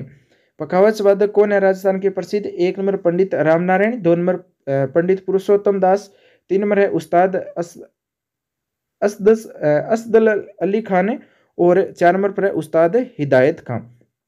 तो इसका सही आंसर क्या होगा? राजस्थान के प्रसिद्ध पखावज वादक सभी जानते हैं पंडित पुरुषोत्तम दास है, दो नंबर ऑप्शन सही होगा। उसके बाद में जो इसकी व्याख्या महत्वपूर्ण है, पुरुषोत्तम दास पखावज वो नाथ द्वारा के प्रसिद्ध पखावज वादक है और भारत सरकार ने इसे पद्म श्री से अलंकृत भी किया है। पुरुषोत्तम जी है वो अपने समस्त ज्ञान को मृदंग वादक नामक पुस्तक में भी एकत्रित किया गया है। उसके बाद में अगला क्वेश्चन देखो, भांड, ढोली और मांगनियार राजस्थान के क्या है? तो ये एक पारंपरिक लोक संगीतकार है, भांड, ढोली और मांगलियार। तो इसका सही आंसर होगा पारंपरिक लोक संगीतकार है। इसका जो महत्वपूर्ण व्याख्या रहने वाली है, लंगा है वो क्या है? लंगा मुख्यतः जैसलमेर बाड़मेर जिलों में पाई जाने वाली एक जाति है जो कमायचा और सारंगी बजाने में परंपरागत है। मांगनियार की बात करें तो मुख्यतः पश्चिमी राजस्थान, जैसलमेर, बालोतरा, बाड़मेर, बीकानेर के जिलों में पाई जाने वाली एक महत्वपूर्ण जाति है जो कमायचा, खड़ताल और सुरनाई वादक में परंपरागत है। उसके बाद में ढोली, ढोल बजाने वाले कलाकार ढोली कहलाते हैं और ढोलियों को दमामी, नकारची और जावड़ आदि नामों से भी जाना जाता है। उसके बाद में क्वेश्चन है, सीईटी एग्जाम 2023 में पूछा गया क्वेश्चन है, राजस्थान मूल के प्रख्यात शास्त्रीय वादक जो रामनारायण तथा सुल्तान का संबंध है वो किस वाद्य से हैं? तो एक नंबर है कमायचा, दो नंबर सितार, तीन नंबर सारंगी और चार नंबर पर है तबला। तो इसका सही आंसर क्या हो जाएगा? सारंगी। तीन नंबर ऑप्शन इसका सही होगा, सारंगी। जो मुनवती कला कहाँ की प्रसिद्ध है? उसमें ऊंट के चमड़े से सजाया जाता है, सभी जानते हैं। मुनवती उस्ता कला है वो बीकानेर की है, तीन नंबर ऑप्शन सही होगा, बीकानेर। उस्ता कला के विस्तार के लिए उस्ता केमल हाइड केंद्र की स्थापना 1975 में कहाँ की गई थी? तो एक नंबर जैसलमेर, दो नंबर बीकानेर, तीन नंबर नागौर और चार नंबर पर है बाड़मेर। सभी जानते हैं बीकानेर में की गई थी उस्ता कला की जो उस्ता केमल हाइट केंद्र की स्थापना 1975 में बीकानेर में की गई थी, दो नंबर ऑप्शन इसका सही होगा, बीकानेर। उसके बाद में अगला जो महत्वपूर्ण क्वेश्चन है, बाड़मेर प्रिंट किस नाम से जाना जाता है? और ये क्वेश्चन 2013 में पूछा गया है राजस्थान पुलिस में, बाड़मेर प्रिंट। ये क्वेश्चन कई बार एग्जाम में पूछा भी गए। तो बाड़मेर प्रिंट को किस नाम से जानते हैं? एक नंबर बादला, दो नंबर अजरक, तीन नंबर फड़ और चार नंबर पर है पिछवाई। तो अजरक नाम से अजरक प्रिंट है बाड़मेर में। और इसकी जो व्याख्या है ना महत्वपूर्ण है, राजस्थान में बालोतरा जिले के पूर्व में बाड़मेर की अजरक प्रिंट लाल व नीले रंग में दोनों की छपाई करती है और मल्लीर प्रिंट कथक व काले रंग की अधिकला या बगरू की जो काला लाल छपाई है। और सांगानेर की जो सांगानेरी प्रिंट है अकोला चित्तौड़गढ़ में है और दाबू प्रिंट प्रसिद्ध है अकोला का। उसके बाद में ये व्याख्या होने के बाद में अगला जो महत्वपूर्ण क्वेश्चन रहने वाला जो बार बार एग्जाम में पूछा भी गया है, विश्व प्रसिद्ध अजरक प्रिंट निम्नलिखित में से किस स्थान से संबंधित है? अजरक प्रिंट के बारे में आप क्वेश्चन देख सकते हो, क्वेश्चन कहाँ से पूछा जा रहा है, यानी कि दोस्तों 2002 से दे रखा है, 2002 से 2007 में, 2011 में, 18 में, 19 में, 13 में, 23 में और 22 में ये क्वेश्चन पूछा गया है, अजरक प्रिंट कहाँ की प्रसिद्ध है? एक नंबर सांगानेर, दो नंबर बगरू, तीन नंबर बाड़मेर, चार नंबर पर है पाली। अभी हमने देखा है बाड़मेर की अजरक प्रिंट प्रसिद्ध है और इतना महत्वपूर्ण क्वेश्चन है, एग्जाम में आपको जरूर मिलता है। तीन नंबर पर दे रखा है बाड़मेर, जो इसका सही आंसर होगा। अगला क्वेश्चन है, सम्मिलित करने वाला और पटवारी एग्जाम 2021 PSI एग्जाम 2018 में क्वेश्चन पूछा है, थेवाकला प्रतापगढ़ की है, मीनाकारी जयपुर की है, अजरक प्रिंट सांगानेर जयपुर की नहीं है, अजरक प्रिंट अभी देखा है बाड़मेर की है और तीन नंबर गलत हो गया। उसके बाद में टेराकोटा शिल्प मोलेला की है, ठीक है। तो अजरक प्रिंट सांगानेर की नहीं है, बाड़मेर की है, सम्मिलित करना गलत है इसका और तीन नंबर ऑप्शन सही होगा इसका, ठीक है। जो अजरक प्रिंट सांगानेर का नहीं है ये गलत दे रखा है। उसके बाद में मल्लीर प्रिंट भी महत्वपूर्ण है, सेकंड ग्रेड 2011 में पूछा है, मल्लीर प्रिंट कहाँ की प्रसिद्ध है? एक नंबर बूंदी, दो नंबर सांगानेर, तीन नंबर उदयपुर और चार नंबर पर है बाड़मेर। तो बाड़मेर इसका सही आंसर होगा, मल्लीर प्रिंट का संबंध है बाड़मेर से, चार नंबर ऑप्शन सही होगा। अगला क्वेश्चन देखो, जाजम आजम छपाई प्रसिद्ध है, महत्वपूर्ण क्वेश्चन है। जाजम आजम छपाई है वो प्रसिद्ध कहाँ की है? एक नंबर बाड़मेर, दो नंबर चित्तौड़गढ़, तीन नंबर दौसा और चार नंबर पर है जोधपुर। तो इसका सही आंसर क्या हो जाएगा? चित्तौड़गढ़। आजम जाजम जो छपाई है ना वो चित्तौड़गढ़ की प्रसिद्ध है, दो नंबर ऑप्शन सही होगा।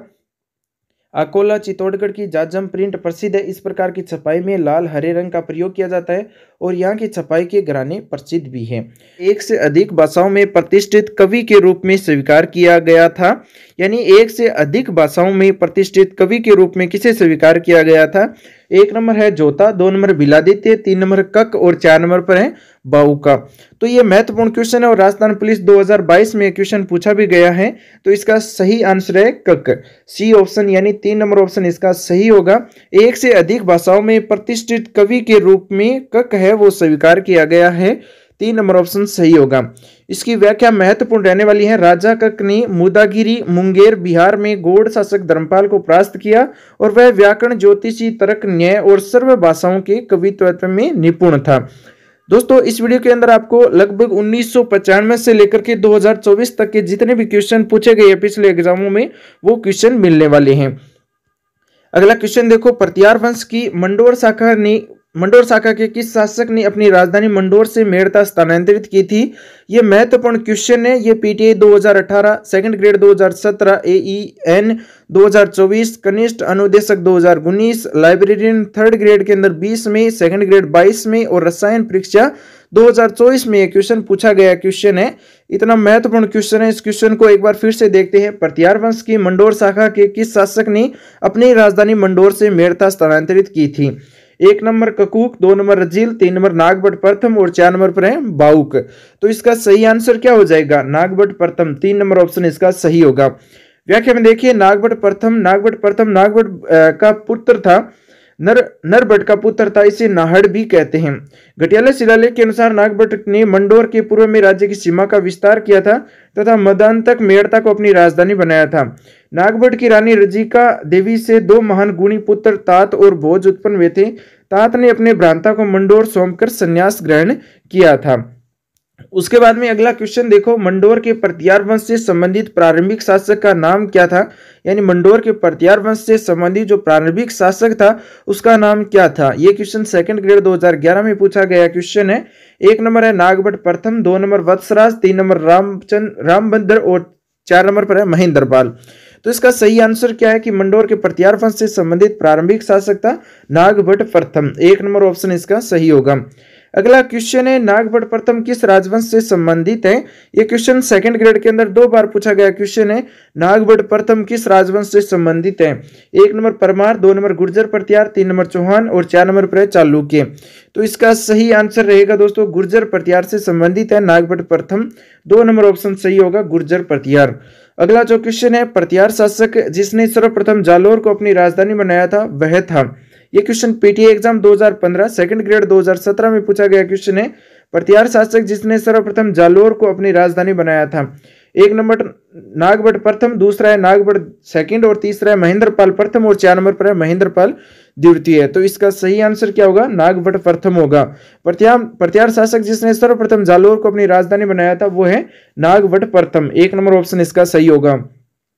अगला क्वेश्चन देखो, कन्नौज प्रत्यारों की नामावली नागभट्ट प्रथम लगभग 730 के आसपास प्रारंभ होती है और कन्नौज प्रत्यार के वंश के प्रवर्तक नागभट्ट प्रथम को नागावलो की उपाधि भी दी गई है। उसके बाद में अगला क्वेश्चन देखो, आमेर के जयसिंह फर्स्ट को मिर्जा की उपाधि किसने दी थी? तो आमेर के जो जयसिंह फर्स्ट थे, आमेर जयपुर के राजा थे जयसिंह फर्स्ट, जिसने 3 मुगल शासकों का शासक है वो देखा है, तो उसको मिर्जा राजा की उपाधि किसने दी थी? 1 number Jahangir, 2 number Akbar, 3 number Shahjahan और 4 नंबर पर है औरंगजेब। तो इसका सही आंसर क्या होगा? शाहजहां होगा। शाहजहां को मिर्जा राजा की उपाधि है वो दी गई है, शाहजहां ने मिर्जा राजा की उपाधि दी है जयसिंह फर्स्ट को। तो 3 नंबर ऑप्शन सही होगा शाहजहां। अगला जो क्वेश्चन है, हिंदी का प्रसिद्ध विद्वान बिहारी किसके दरबार में था? यानी हिंदी का जो प्रसिद्ध विद्वान था बिहारी वो किसके दरबार में था? तो 1 नंबर पर है राजा मिर्जा जयसिंह के दरबार में था बिहारी। प्रसिद्ध एक विद्वान और कवि भी बोल सकते हैं बिहारी को। उसके बाद में अगला क्वेश्चन देखो, निम्न में से किस शासक की बहादुरपुर के युद्ध में महत्वपूर्ण भूमिका रही थी? ऐसा कौन सा शासक है जिसकी बहादुरपुर जो युद्ध हुआ था उसमें महत्वपूर्ण भूमिका रही है? ये क्वेश्चन सहायक सांख्यिकी अधिकारी 2024 में 25 अगस्त को ये क्वेश्चन पूछा गया है। तो इसका पहला ऑप्शन है मिर्जा राजा जयसिंह, 2 नंबर महाराणा राज सिंह और 3 नंबर पर है महाराजा जसवंत सिंह, 4 नंबर पर है महाराणा कर्ण सिंह। तो इसका सही आंसर क्या होगा? मिर्जा राजा जयसिंह, जो बहादुरपुर के युद्ध में महत्वपूर्ण भूमिका रही है मिर्जा राजा जयसिंह की। अगला जो क्वेश्चन है उससे पहले इसकी व्याख्या देख लेते हैं। शाहजहां के पुत्रों के उत्तराधिकारी संघर्ष के समय मिर्जा राजा जयसिंह प्रथम ने दारा शिकोह की तरफ से शाही सेना का नेतृत्व लड़ते हुए शाह शुजा की सेना को बहादुरपुर के युद्ध में बनारस के पास 24 फरवरी 1658 को पराजित किया था। उसके बाद में अगला क्वेश्चन देखो, पुरंदर की संधि 1665 एडी किसके मध्य हुई थी? पुरंदर की जो संधि है वो 1665 में हुई थी, किसके मध्य हुई थी? 1 नंबर शिवाजी भगवान दास के मध्य, 2 नंबर शिवाजी राजा मान सिंह के मध्य, 3 नंबर शिवाजी मिर्जा राजा जय सिंह के मध्य, 4 नंबर पर शिवाजी सवाई जय सिंह के मध्य। तो इसका सही आंसर क्या हो जाएगा? शिवाजी मिर्जा राजा जय सिंह के मध्य, 3 नंबर ऑप्शन इसका सही होगा। आमेर के मिर्जा राजा जय सिंह एवं शिवाजी के मध्य शांति वार्ता शिवाजी की ओर से रघुनाथ पंडित अत्रे रघुनाथ पंत ने मध्यस्थता की थी और मिर्जा राजा जय सिंह ने शिवाजी के विरुद्ध अभियान द्वारा शिवाजी को मुगल सम्राट से संधि करने के लिए विवश भी किया था। औरंगजेब की अधीनता स्वीकार करने के लिए राजी कर दिया और 11 जून 1665 को शिवाजी व जय सिंह के मध्य संधि हुई थी, जिसे पुरंदर की संधि कहते हैं। यूरोपीय यात्री मानचू ने इस संधि का प्रत्यक्ष वर्णन भी किया है। अगला जो क्वेश्चन है वो देखो, आमेर के मिर्जा राजा जय सिंह व शिवाजी के मध्य शांति वार्ता में किसने मध्यस्थता की थी? ये क्वेश्चन 2022 में पूछा है फर्स्ट ग्रेड में। तो आमेर के मिर्जा राजा जय सिंह व शिवाजी के मध्य शांति वार्ता है वो किसने की थी? 1 नंबर नूर बेग, 2 नंबर है साम्राज नीलकंठ, 3 नंबर पर है रघुनाथ पंडित अत्रे और 4 नंबर पर है अप्पाजी शिंदे। तो इसका सही आंसर क्या हो जाएगा? रघुनाथ पंडित अत्रे, 3 नंबर ऑप्शन इसका सही होगा। अगला जो क्वेश्चन है वो देखो, निम्नलिखित चौहान शासकों में से हर्षनाथ मंदिर का निर्माण किसने कराया था? तो ये क्वेश्चन सांख्यिकी के अधिकारी 25 फरवरी 2024 को पूछा गया क्वेश्चन है कि निम्नलिखित चौहान शासकों में से हर्षनाथ मंदिर का निर्माण किसने कराया था? तो 1 नंबर चंदन राज, 2 नंबर अजय राज, 3 नंबर गुवक प्रथम और 4 नंबर पर वाघपति राज। तो इसका सही आंसर क्या हो जाएगा? गुवक प्रथम, 3 नंबर ऑप्शन इसका सही होगा। जयनक रचित पृथ्वीराज विजय में एक शासक अगला जो क्वेश्चन है, जयनक रचित पृथ्वीराज विजय में एक शासक की प्रशंसा में लिखा है कि उसने पुष्कर पर आक्रमण करने वाले 700 चालुक्यों को मार गिराया था। निम्न में से उस शासक का नाम हमें बताना है। तो 1 नंबर है दुर्बल राज सेकंड, 2 नंबर पर है विग्रह राज तृतीय और 3 नंबर पर है पृथ्वीराज फर्स्ट और 4 नंबर पर है पृथ्वीराज सेकंड। तो इसका सही आंसर क्या हो जाएगा? पृथ्वीराज फर्स्ट, 3 नंबर ऑप्शन इसका सही होगा। पृथ्वीराज विजय ग्रंथ के 5वें खंड में बताया कि पृथ्वीराज प्रथम ने 1105 ईस्वी में 700 चालुक्यों को मार डाला जो पुष्कर में ब्राह्मणों को लूटने आए थे। उसके बाद में अगला क्वेश्चन महत्वपूर्ण क्वेश्चन है दोस्तों, 2022 में और 18 में और जेन एग्जाम 2020 में एक क्वेश्चन पूछा है कि अजमेर का संस्थापक कौन था? अजमेर का संस्थापक कौन था? 1 नंबर वासुदेव, 2 नंबर गुवक और 3 नंबर अजय राज और 4 नंबर पर अर्णोराज। तो इसका सही आंसर क्या हो जाएगा? अजय राज, 3 नंबर ऑप्शन सही होगा। अजमेर का संस्थापक था अजय राज। इसकी व्याख्या महत्वपूर्ण रहने वाली है। इसकी व्याख्या में देखिए, पृथ्वीराज प्रथम के पुत्र अजय राज थे जिनका शासनकाल था 1105 से 1133 तक, ठीक है। और उस समय चौहानों के साम्राज्य निर्माण का समय माना जाता है। इन्होंने मालवा के परमारों पर दबाव बनाते हुए अपने साम्राज्य को सुरक्षित रखने के लिए 1113 ईस्वी में अजमेर नगर की स्थापना कर इसे अपनी राजधानी बनाया था। इन्होंने जैन धर्म को संरक्षण दिया और पृथ्वीराज विजय के अनुसार अजय राज ने गर्जन मंतगा यानी गजनी के मलेच्छ सुल्तान को पराजित किया था और अजय राज ने श्री अजय देव नाम से चांदी और तांबे के सिक्के चलाए थे। उसकी कुछ मुद्राएं उसकी रानी सोमलवती थी या सोमलेखा भी कहते हैं, उनके नाम पर अंकित किए गए थे। तो इन्होंने सिक्के चलाए थे चांदी और तांबे के और अपनी पत्नी के नाम से भी सिक्के चलाए थे। उसके बाद में अगला क्वेश्चन देखो, श्री अजयपाल चौहान संस्थापक थे। महत्वपूर्ण क्वेश्चन है, बार बार क्वेश्चन पूछा जाता है ये। श्री अजयपाल चौहान संस्थापक थे। तो 1 number Alwar, 2 number Bharatpur, 3 number Ajmer और 4 नंबर पर चित्तौड़गढ़। तो इसका सही आंसर क्या हो जाएगा? अजयपाल चौहान शासक अजमेर का संस्थापक था, 3 नंबर ऑप्शन इसका सही होगा। अगला क्वेश्चन देखो, अजमेर के अजय राज चौहान के पिता कौन थे? सीईटी एग्जाम 2023 में क्वेश्चन पूछा है, अजमेर के अजय राज चौहान के पिता कौन थे? 1 नंबर चंद्र राज फर्स्ट, 2 नंबर विग्रह राज, 3 नंबर दुर्लभ राज फर्स्ट और 4 नंबर पर पृथ्वीराज फर्स्ट। तो इसका सही आंसर क्या होगा? अजमेर के जो अजय राज चौहान थे उसके पिता थे पृथ्वीराज फर्स्ट, 4 नंबर ऑप्शन सही होगा, पृथ्वीराज फर्स्ट। उसके बाद में अगला क्वेश्चन देखो, अजमेर का पहला चौहान शासक जिसने अपने नाम पर सिक्के जारी किए थे, यानी अजमेर का पहला चौहान शासक जिसने अपने नाम के सिक्के जारी किए थे, तो 1 नंबर है अजय राज। अभी हमने देखा था अजय राज थे जिन्होंने अपने नाम से सिक्के जारी किए थे और अपनी पत्नी के नाम से भी सिक्के जारी किए थे।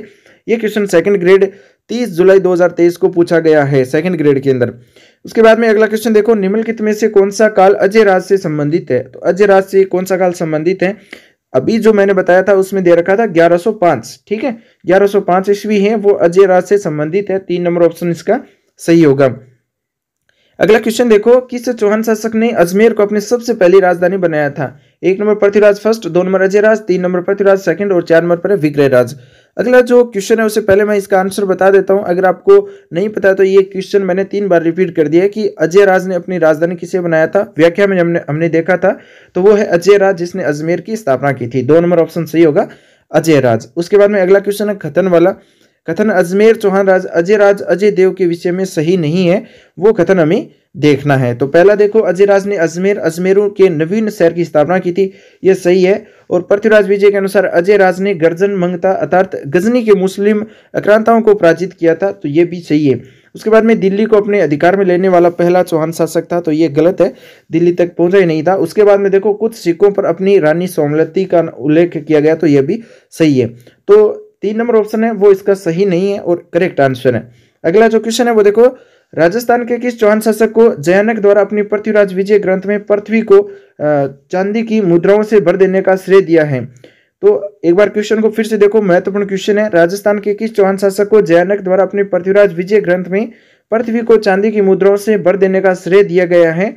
1 number Prithviraj first, 2 number Ajay Raj second, 3 number Arnavraj और 4 नंबर पृथ्वीराज थर्ड। तो इसका सही आंसर क्या हो जाएगा?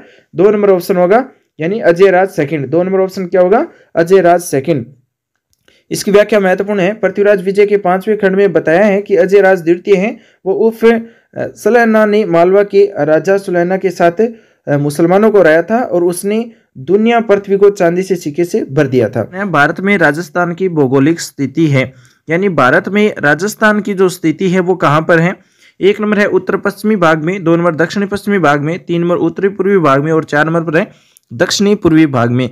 तो इसका सही आंसर क्या होगा? इसका सही आंसर रहने वाला है उत्तर पश्चिमी भाग में राजस्थान है भारत की बात करें तो राजस्थान की जो स्थिति है वो है उत्तर पश्चिमी क्षेत्र में।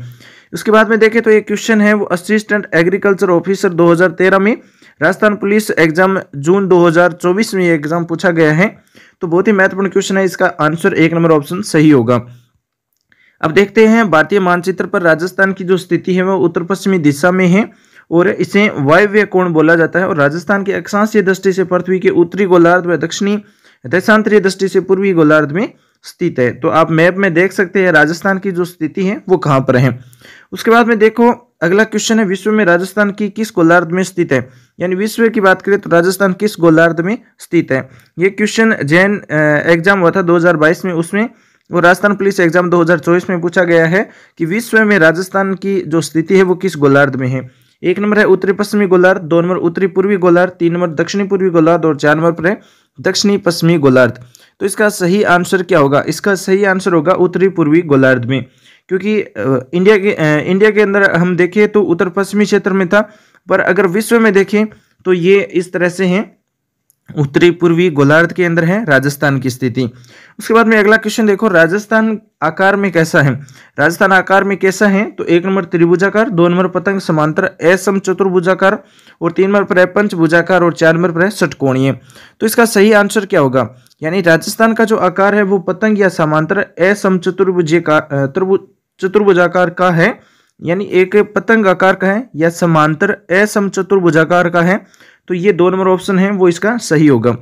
इसकी व्याख्या में देखें तो राजस्थान की स्थलाकृति विषमकोणीय चतुर्भुज या पतंग के समान है। उल्लेखनीय है कि जयपुर रियासत के British health officer professor TH Hadlee ने राजस्थान की स्थलाकृति के बारे में सर्वप्रथम बताया था। जयपुर शासक राम सिंह सेकंड को जयपुर को गोरवा रंग रंगवाने की सलाह भी दी गई थी। उसके बाद में अगला क्वेश्चन देखो, राजस्थान के बारे में कौन सा कथन सत्य है? ये क्वेश्चन 2022 में पूछा गया है। तो 1 नंबर देखो, इसका आधार विषम कोणीय चतुर्भुज के समान है। 2 नंबर पर है इसका उत्तर से दक्षिण विस्तार 869 किलोमीटर है। इसकी स्थलीय सीमा 6920 किलोमीटर है और इसका क्षेत्रफल 3,42,329 वर्ग किलोमीटर है। तो उपरोक्त जो क्वेश्चन है उसका जो सही आंसर है, सत्य कथन है, वो है 1 नंबर ऑप्शन। इसका जो आधार है वो विषम कोणीय चतुर्भुज के समान है और उत्तर से दक्षिण की जो लंबाई है वो 869 नहीं है। स्थलीय सीमा 6920 नहीं है, 6920 है। उसके बाद में जो इसका क्षेत्रफल है वो 3,42,239 किलोमीटर है, बाकी 329 नहीं है, तो ये भी गलत है। 1 नंबर ऑप्शन एक सही होगा। अगला क्वेश्चन देखो, राजस्थान राज्य का कुल क्षेत्रफल लगभग कितना है। ये क्वेश्चन महत्वपूर्ण क्वेश्चन है, कई बार एग्जाम में पूछा गया है। राजस्थान राज्य का जो कुल क्षेत्रफल है वो कितना है। एक नंबर ऑप्शन 2,24,000 वर्ग किलोमीटर, दो नंबर 3,42,000 वर्ग किलोमीटर, तीन नंबर पर है 4,24,000 वर्ग किलोमीटर और चार नंबर पर है 5,42,000 वर्ग किलोमीटर। तो इसका सही आंसर क्या होगा, 3,42,000 वर्ग किलोमीटर है राजस्थान का कुल क्षेत्रफल। दो नंबर ऑप्शन इसका सही होगा। राजस्थान का क्षेत्रफल की दृष्टि से स्थान है वो प्रथम स्थान है, 3,42,239 वर्ग किलोमीटर है। इसे अगर वर्ग मील में देखें तो 1,32, 1,40 आपको याद रखना है, 1,32, 1,40। उसके बाद में देखो अगला क्वेश्चन है, कुल भौगोलिक क्षेत्रफल की दृष्टि से देश में राजस्थान का स्थान कितना है। कुल भौगोलिक क्षेत्रफल की दृष्टि से देखें तो देश के अंदर राजस्थान का स्थान प्रथम स्थान आता है, क्षेत्रफल में राजस्थान का फर्स्ट स्थान है, एक नंबर ऑप्शन इसका सही होगा। अगला क्वेश्चन है, निम्न में से कौन सा राज्य सर्वाधिक क्षेत्रफल वाला है। सर्वाधिक क्षेत्रफल वाला कौन सा राज्य है, तो राजस्थान है। सबसे बड़ा जो क्षेत्रफल है भारत के अंदर तो राजस्थान का है। उसके बाद में जो इसकी तीन बड़े जो क्षेत्रफल में राज्य है उनका अगर क्षेत्रफल देखिए तो राजस्थान का 3,42,239 वर्ग किलोमीटर है। उसके बाद में बारी आती है मध्य प्रदेश की, तो मध्य प्रदेश का है 3,08,245 वर्ग किलोमीटर और महाराष्ट्र का है 3,07,713 वर्ग किलोमीटर। तो ये तीन जो टॉप राज्य है क्षेत्रफल में उनका क्षेत्रफल है वो बताया गया है। अगला जो क्वेश्चन है, क्षेत्रफल की दृष्टि से निम्नलिखित में से कौन सा राजस्थान के बाद सबसे बड़ा राज्य है। तो अभी हमने देखा है राजस्थान के बाद में मध्य प्रदेश का नंबर आता है, उसके बाद में महाराष्ट्र का नंबर आता है। तो यहाँ पर दो नंबर ऑप्शन सही होगा, मध्य प्रदेश। अगला जो क्वेश्चन है, राजस्थान का क्षेत्रफल भारत के कुल भौगोलिक क्षेत्रफल का कितना परसेंट है। महत्वपूर्ण क्वेश्चन है, कई बार एग्जाम में पूछा भी गया है। तो इसका जो सही आंसर है वो क्या होगा। एक नंबर ऑप्शन 10.41%, दो नंबर 11.11%, तीन नंबर है 5.6% और चार नंबर पर है 10%। तो इसका सही आंसर होगा 10.41% क्षेत्रफल है जो भारत का जो क्षेत्रफल है उस क्षेत्रफल का राजस्थान का जो क्षेत्रफल है वो है 10.41%। उसके बाद में देखो अगला जो क्वेश्चन है वो है, राजस्थान का वह जिला जिसका भौगोलिक एवं सामाजिक वातावरण, पर्यावरण व राजनीतिक सीमा उत्तर प्रदेश मध्य प्रदेश से मिलती है, तो वह कौन सा जिला है। एक नंबर करौली, दो नंबर धौलपुर, तीन नंबर भरतपुर और चार नंबर पर है सवाई माधोपुर। तो इसका सही आंसर क्या होगा, इसका सही आंसर होगा धौलपुर। धौलपुर की सीमा है वो राजस्थान के भौगोलिक व सामाजिक वातावरण, पर्यावरण व राजनीतिक सीमा उत्तर प्रदेश व मध्य प्रदेश दोनों के साथ में लगती है। उसके बाद में देखो राज्य के चार जिले हैं, हनुमानगढ़, डीग, धौलपुर, बांसवाड़ा की अंतर्राज्यीय सीमा दो सीमावर्ती राज्यों से लगती है। हनुमानगढ़ की पंजाब और हरियाणा से लगती है, डीग की उत्तर प्रदेश व हरियाणा से लगती है, धौलपुर के उत्तर प्रदेश व मध्य प्रदेश से मिलती है और बांसवाड़ा की मध्य प्रदेश व गुजरात से मिलती है। उसके बाद में जो अगला क्वेश्चन है, राजस्थान का सबसे पूर्वी जिला कौन सा है। राजस्थान का सबसे पूर्वी जिला है वो कौन सा है। एक नंबर भरतपुर, दो नंबर धौलपुर, तीन नंबर अलवर और चार नंबर पर है दौसा। तो इसका सही आंसर क्या होगा, धौलपुर। धौलपुर है वो सबसे पूर्वी है और सबसे पहले जो सूर्य निकलता है वो धौलपुर में निकलता है और लास्ट में सबसे पहले है वो धौलपुर में ही इसका जो सूर्य है वो दिखाई देना बंद होता है धौलपुर में ही। जो इसकी व्याख्या है वो बहुत ही महत्वपूर्ण है, यानी राज्य की उत्तर से दक्षिण तक लंबाई है वो 829 किलोमीटर है, 829 किलोमीटर और विस्तार कोणा गांव गंगानगर से दक्षिण में बोरकुंड गांव कुशलगढ़ बांसवाड़ा तक होता है। पूर्व से पश्चिम तक की चौड़ाई है वो 869 किलोमीटर है। विस्तार पश्चिम से कटरा गांव सम जैसलमेर से पूर्व में जगमोहनपुरा की डाणी सिलावट गांव राजाखेड़ा धौलपुर तक है इसका विस्तार। उसके बाद में देखो अगला जो क्वेश्चन है मानचित्र से संबंधित है। ये क्वेश्चन पूछा भी गया है पटवारी मेंस 2016 में। मानचित्र में उन गांवों की स्थिति को दर्शाइए जहां से राजस्थान का उत्तर दक्षिण और पूर्व पश्चिम विस्तार नापा जाता है। ये स्थिति हमें अंकित करनी है मैप के अंदर। तो सबसे ऊपर जो गंगानगर का जो गांव है वो कौन सा है। गंगानगर का जो गांव है वो कौन सा है, अभी हमने देखा था गंगानगर का जो गांव है वो कौन सा होगा।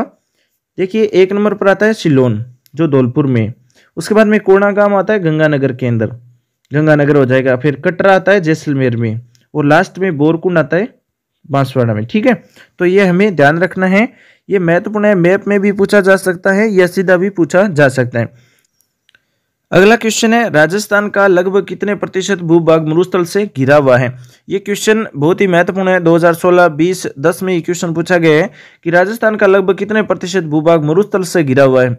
एक नंबर 41%, दो नंबर 21%, तीन नंबर 61% और चार नंबर पर है 81%। तो आप सभी जानते हैं 61.11% जो भाग है वो मरुस्थल से घिरा हुआ है राजस्थान का। तो तीन नंबर ऑप्शन दे रखा है 61% जो इसका सही आंसर होगा। अगला क्वेश्चन देखो, अरावली श्रृंखला के पश्चिम व उत्तर पश्चिम में स्थित 12 जिलों में राज्य की कितने प्रतिशत जनसंख्या वो निवास करती है। हम बात करें उत्तर पश्चिमी मरुस्थल के अंदर 12 जिले आते हैं जिसमें कितनी जनसंख्या निवास करती है। 1 नंबर 40%, 2 नंबर 50%, 3 नंबर 60% और 4 नंबर पर है 70%। तो इसका सही आंसर क्या हो जाएगा, इसका सही आंसर है 40%। 40% जनसंख्या है वो 12 जिलों में निवास करती है जो मरुस्थल के अंदर आते हैं। उसके बाद में अगला क्वेश्चन देखो, राजस्थान में कौन सा एक भौतिक विभाजन सर्वाधिक क्षेत्रफल वाला है। यानी भौतिक विभाजन सर्वाधिक क्षेत्रफल वाला राजस्थान की बात करें तो कौन सा क्षेत्र है। ये क्वेश्चन महत्वपूर्ण है। 1 नंबर पर है पूर्वी मैदानी प्रदेश, 2 नंबर उत्तर पश्चिमी मरुस्थलीय प्रदेश, 3 नंबर पर है दक्षिणी पूर्वी पठार और 4 नंबर पर है अरावली पर्वत श्रेणी प्रदेश। तो भौगोलिक सर्वाधिक क्षेत्रफल है वो है मरुस्थल का। ठीक है, उत्तर पश्चिमी जो मरुस्थल है ना, सबसे बड़े जिले है क्षेत्रफल में, वहां का क्षेत्रफल सबसे अधिक है और मरुस्थलीय क्षेत्र इसके अंदर आता है। उत्तरी पश्चिमी मरुस्थलीय प्रदेश इसका सही आंसर होगा, 2 नंबर ऑप्शन। अगला जो क्वेश्चन देखो, राजस्थान में मरुस्थल का विस्तार किस दिशा में रहा है। तो राजस्थान के अंदर मरुस्थल का जो विस्तार है वो किस तरह से है। 1 नंबर पूर्व से पश्चिम, 2 नंबर दक्षिण से उत्तर और 3 नंबर पर है पश्चिम से पूर्व, 4 नंबर पर है उत्तर से दक्षिण। तो इसका सही आंसर क्या होगा, इसका सही आंसर हो जाएगा पश्चिम से पूर्व की ओर है मरुस्थल का विस्तार। मरुस्थल का जो विस्तार है वो पश्चिम से पूर्व की तरफ हो रहा है। ठीक है, 3 नंबर ऑप्शन इसका सही होगा। अगला जो क्वेश्चन है वो देखो, थार मरुस्थल का विस्तार किन राज्यों तक है। थार है वो कहाँ तक है, किन राज्यों तक है। तो 1 number Rajasthan, 2 number Rajasthan Punjab Madhya Pradesh, 3 number है राजस्थान पंजाब, 4 नंबर पर है राजस्थान पंजाब गुजरात और हरियाणा। तो इसका सही आंसर है दोस्तों राजस्थान पंजाब गुजरात और हरियाणा में मरुस्थल का विस्तार है। थार का विस्तार है वो है राजस्थान पंजाब गुजरात और हरियाणा, 4 राज्यों के अंदर है। थार मरुस्थल की बात करें तो थार मरुस्थल का जो विस्तार है भारत में 85%, पाकिस्तान में 15% है और इसका विस्तार भारत में राजस्थान के अंदर 62% है, सर्वाधिक है। हरियाणा गुजरात पंजाब में भी है। थार का मरुस्थल उत्तर पश्चिम में 640 किलोमीटर लंबा है और 30 किलोमीटर चौड़ा रेतीला मरुस्थल है। इसका कुल क्षेत्रफल 1,75,000 वर्ग किलोमीटर है। डॉक्टर हरिमोहन सक्सेना की पुस्तक राजस्थान का भूगोल में दिया गया है। यहाँ सर्वाधिक जैव विविधता पाई जाती है अतः इस क्षेत्र को रुक्ष क्षेत्र भी कहते हैं। थार के रेगिस्तान में एकाएक वर्षा होने के बालुका स्तूप के मध्य निचली भूमि के गर्त जल से भर जाते हैं। ये मध्यवर्ती गर्त या मरोह कहलाते हैं। मरुस्थलीय क्षेत्र में जहां जल बेसिन पाए जाते हैं उसके चारों ओर हरियाली विकसित हो जाती है जिसे नखलस्तान कहते हैं। तो ये महत्वपूर्ण क्वेश्चन थे। मिलेंगे नेक्स्ट वीडियो में नए क्वेश्चन के साथ में। ये क्वेश्चन आपको कैसे लगे कमेंट में जरूर बता देना। ये नए क्वेश्चन है जो 2024 तक आए हुए क्वेश्चन है वो आपको बताए जा रहे हैं। यानी कि दोस्तों 1996 से लेकर के 2024 तक के जितने भी क्वेश्चन बन रहे हैं वो सभी क्वेश्चन आपको बताए जा रहे हैं। इस चैनल को सब्सक्राइब कर लेना, अपने दोस्तों के साथ भी शेयर जरूर कर लेना। मिलेंगे नेक्स्ट वीडियो में नए क्वेश्चन के साथ में। Thanks for watching.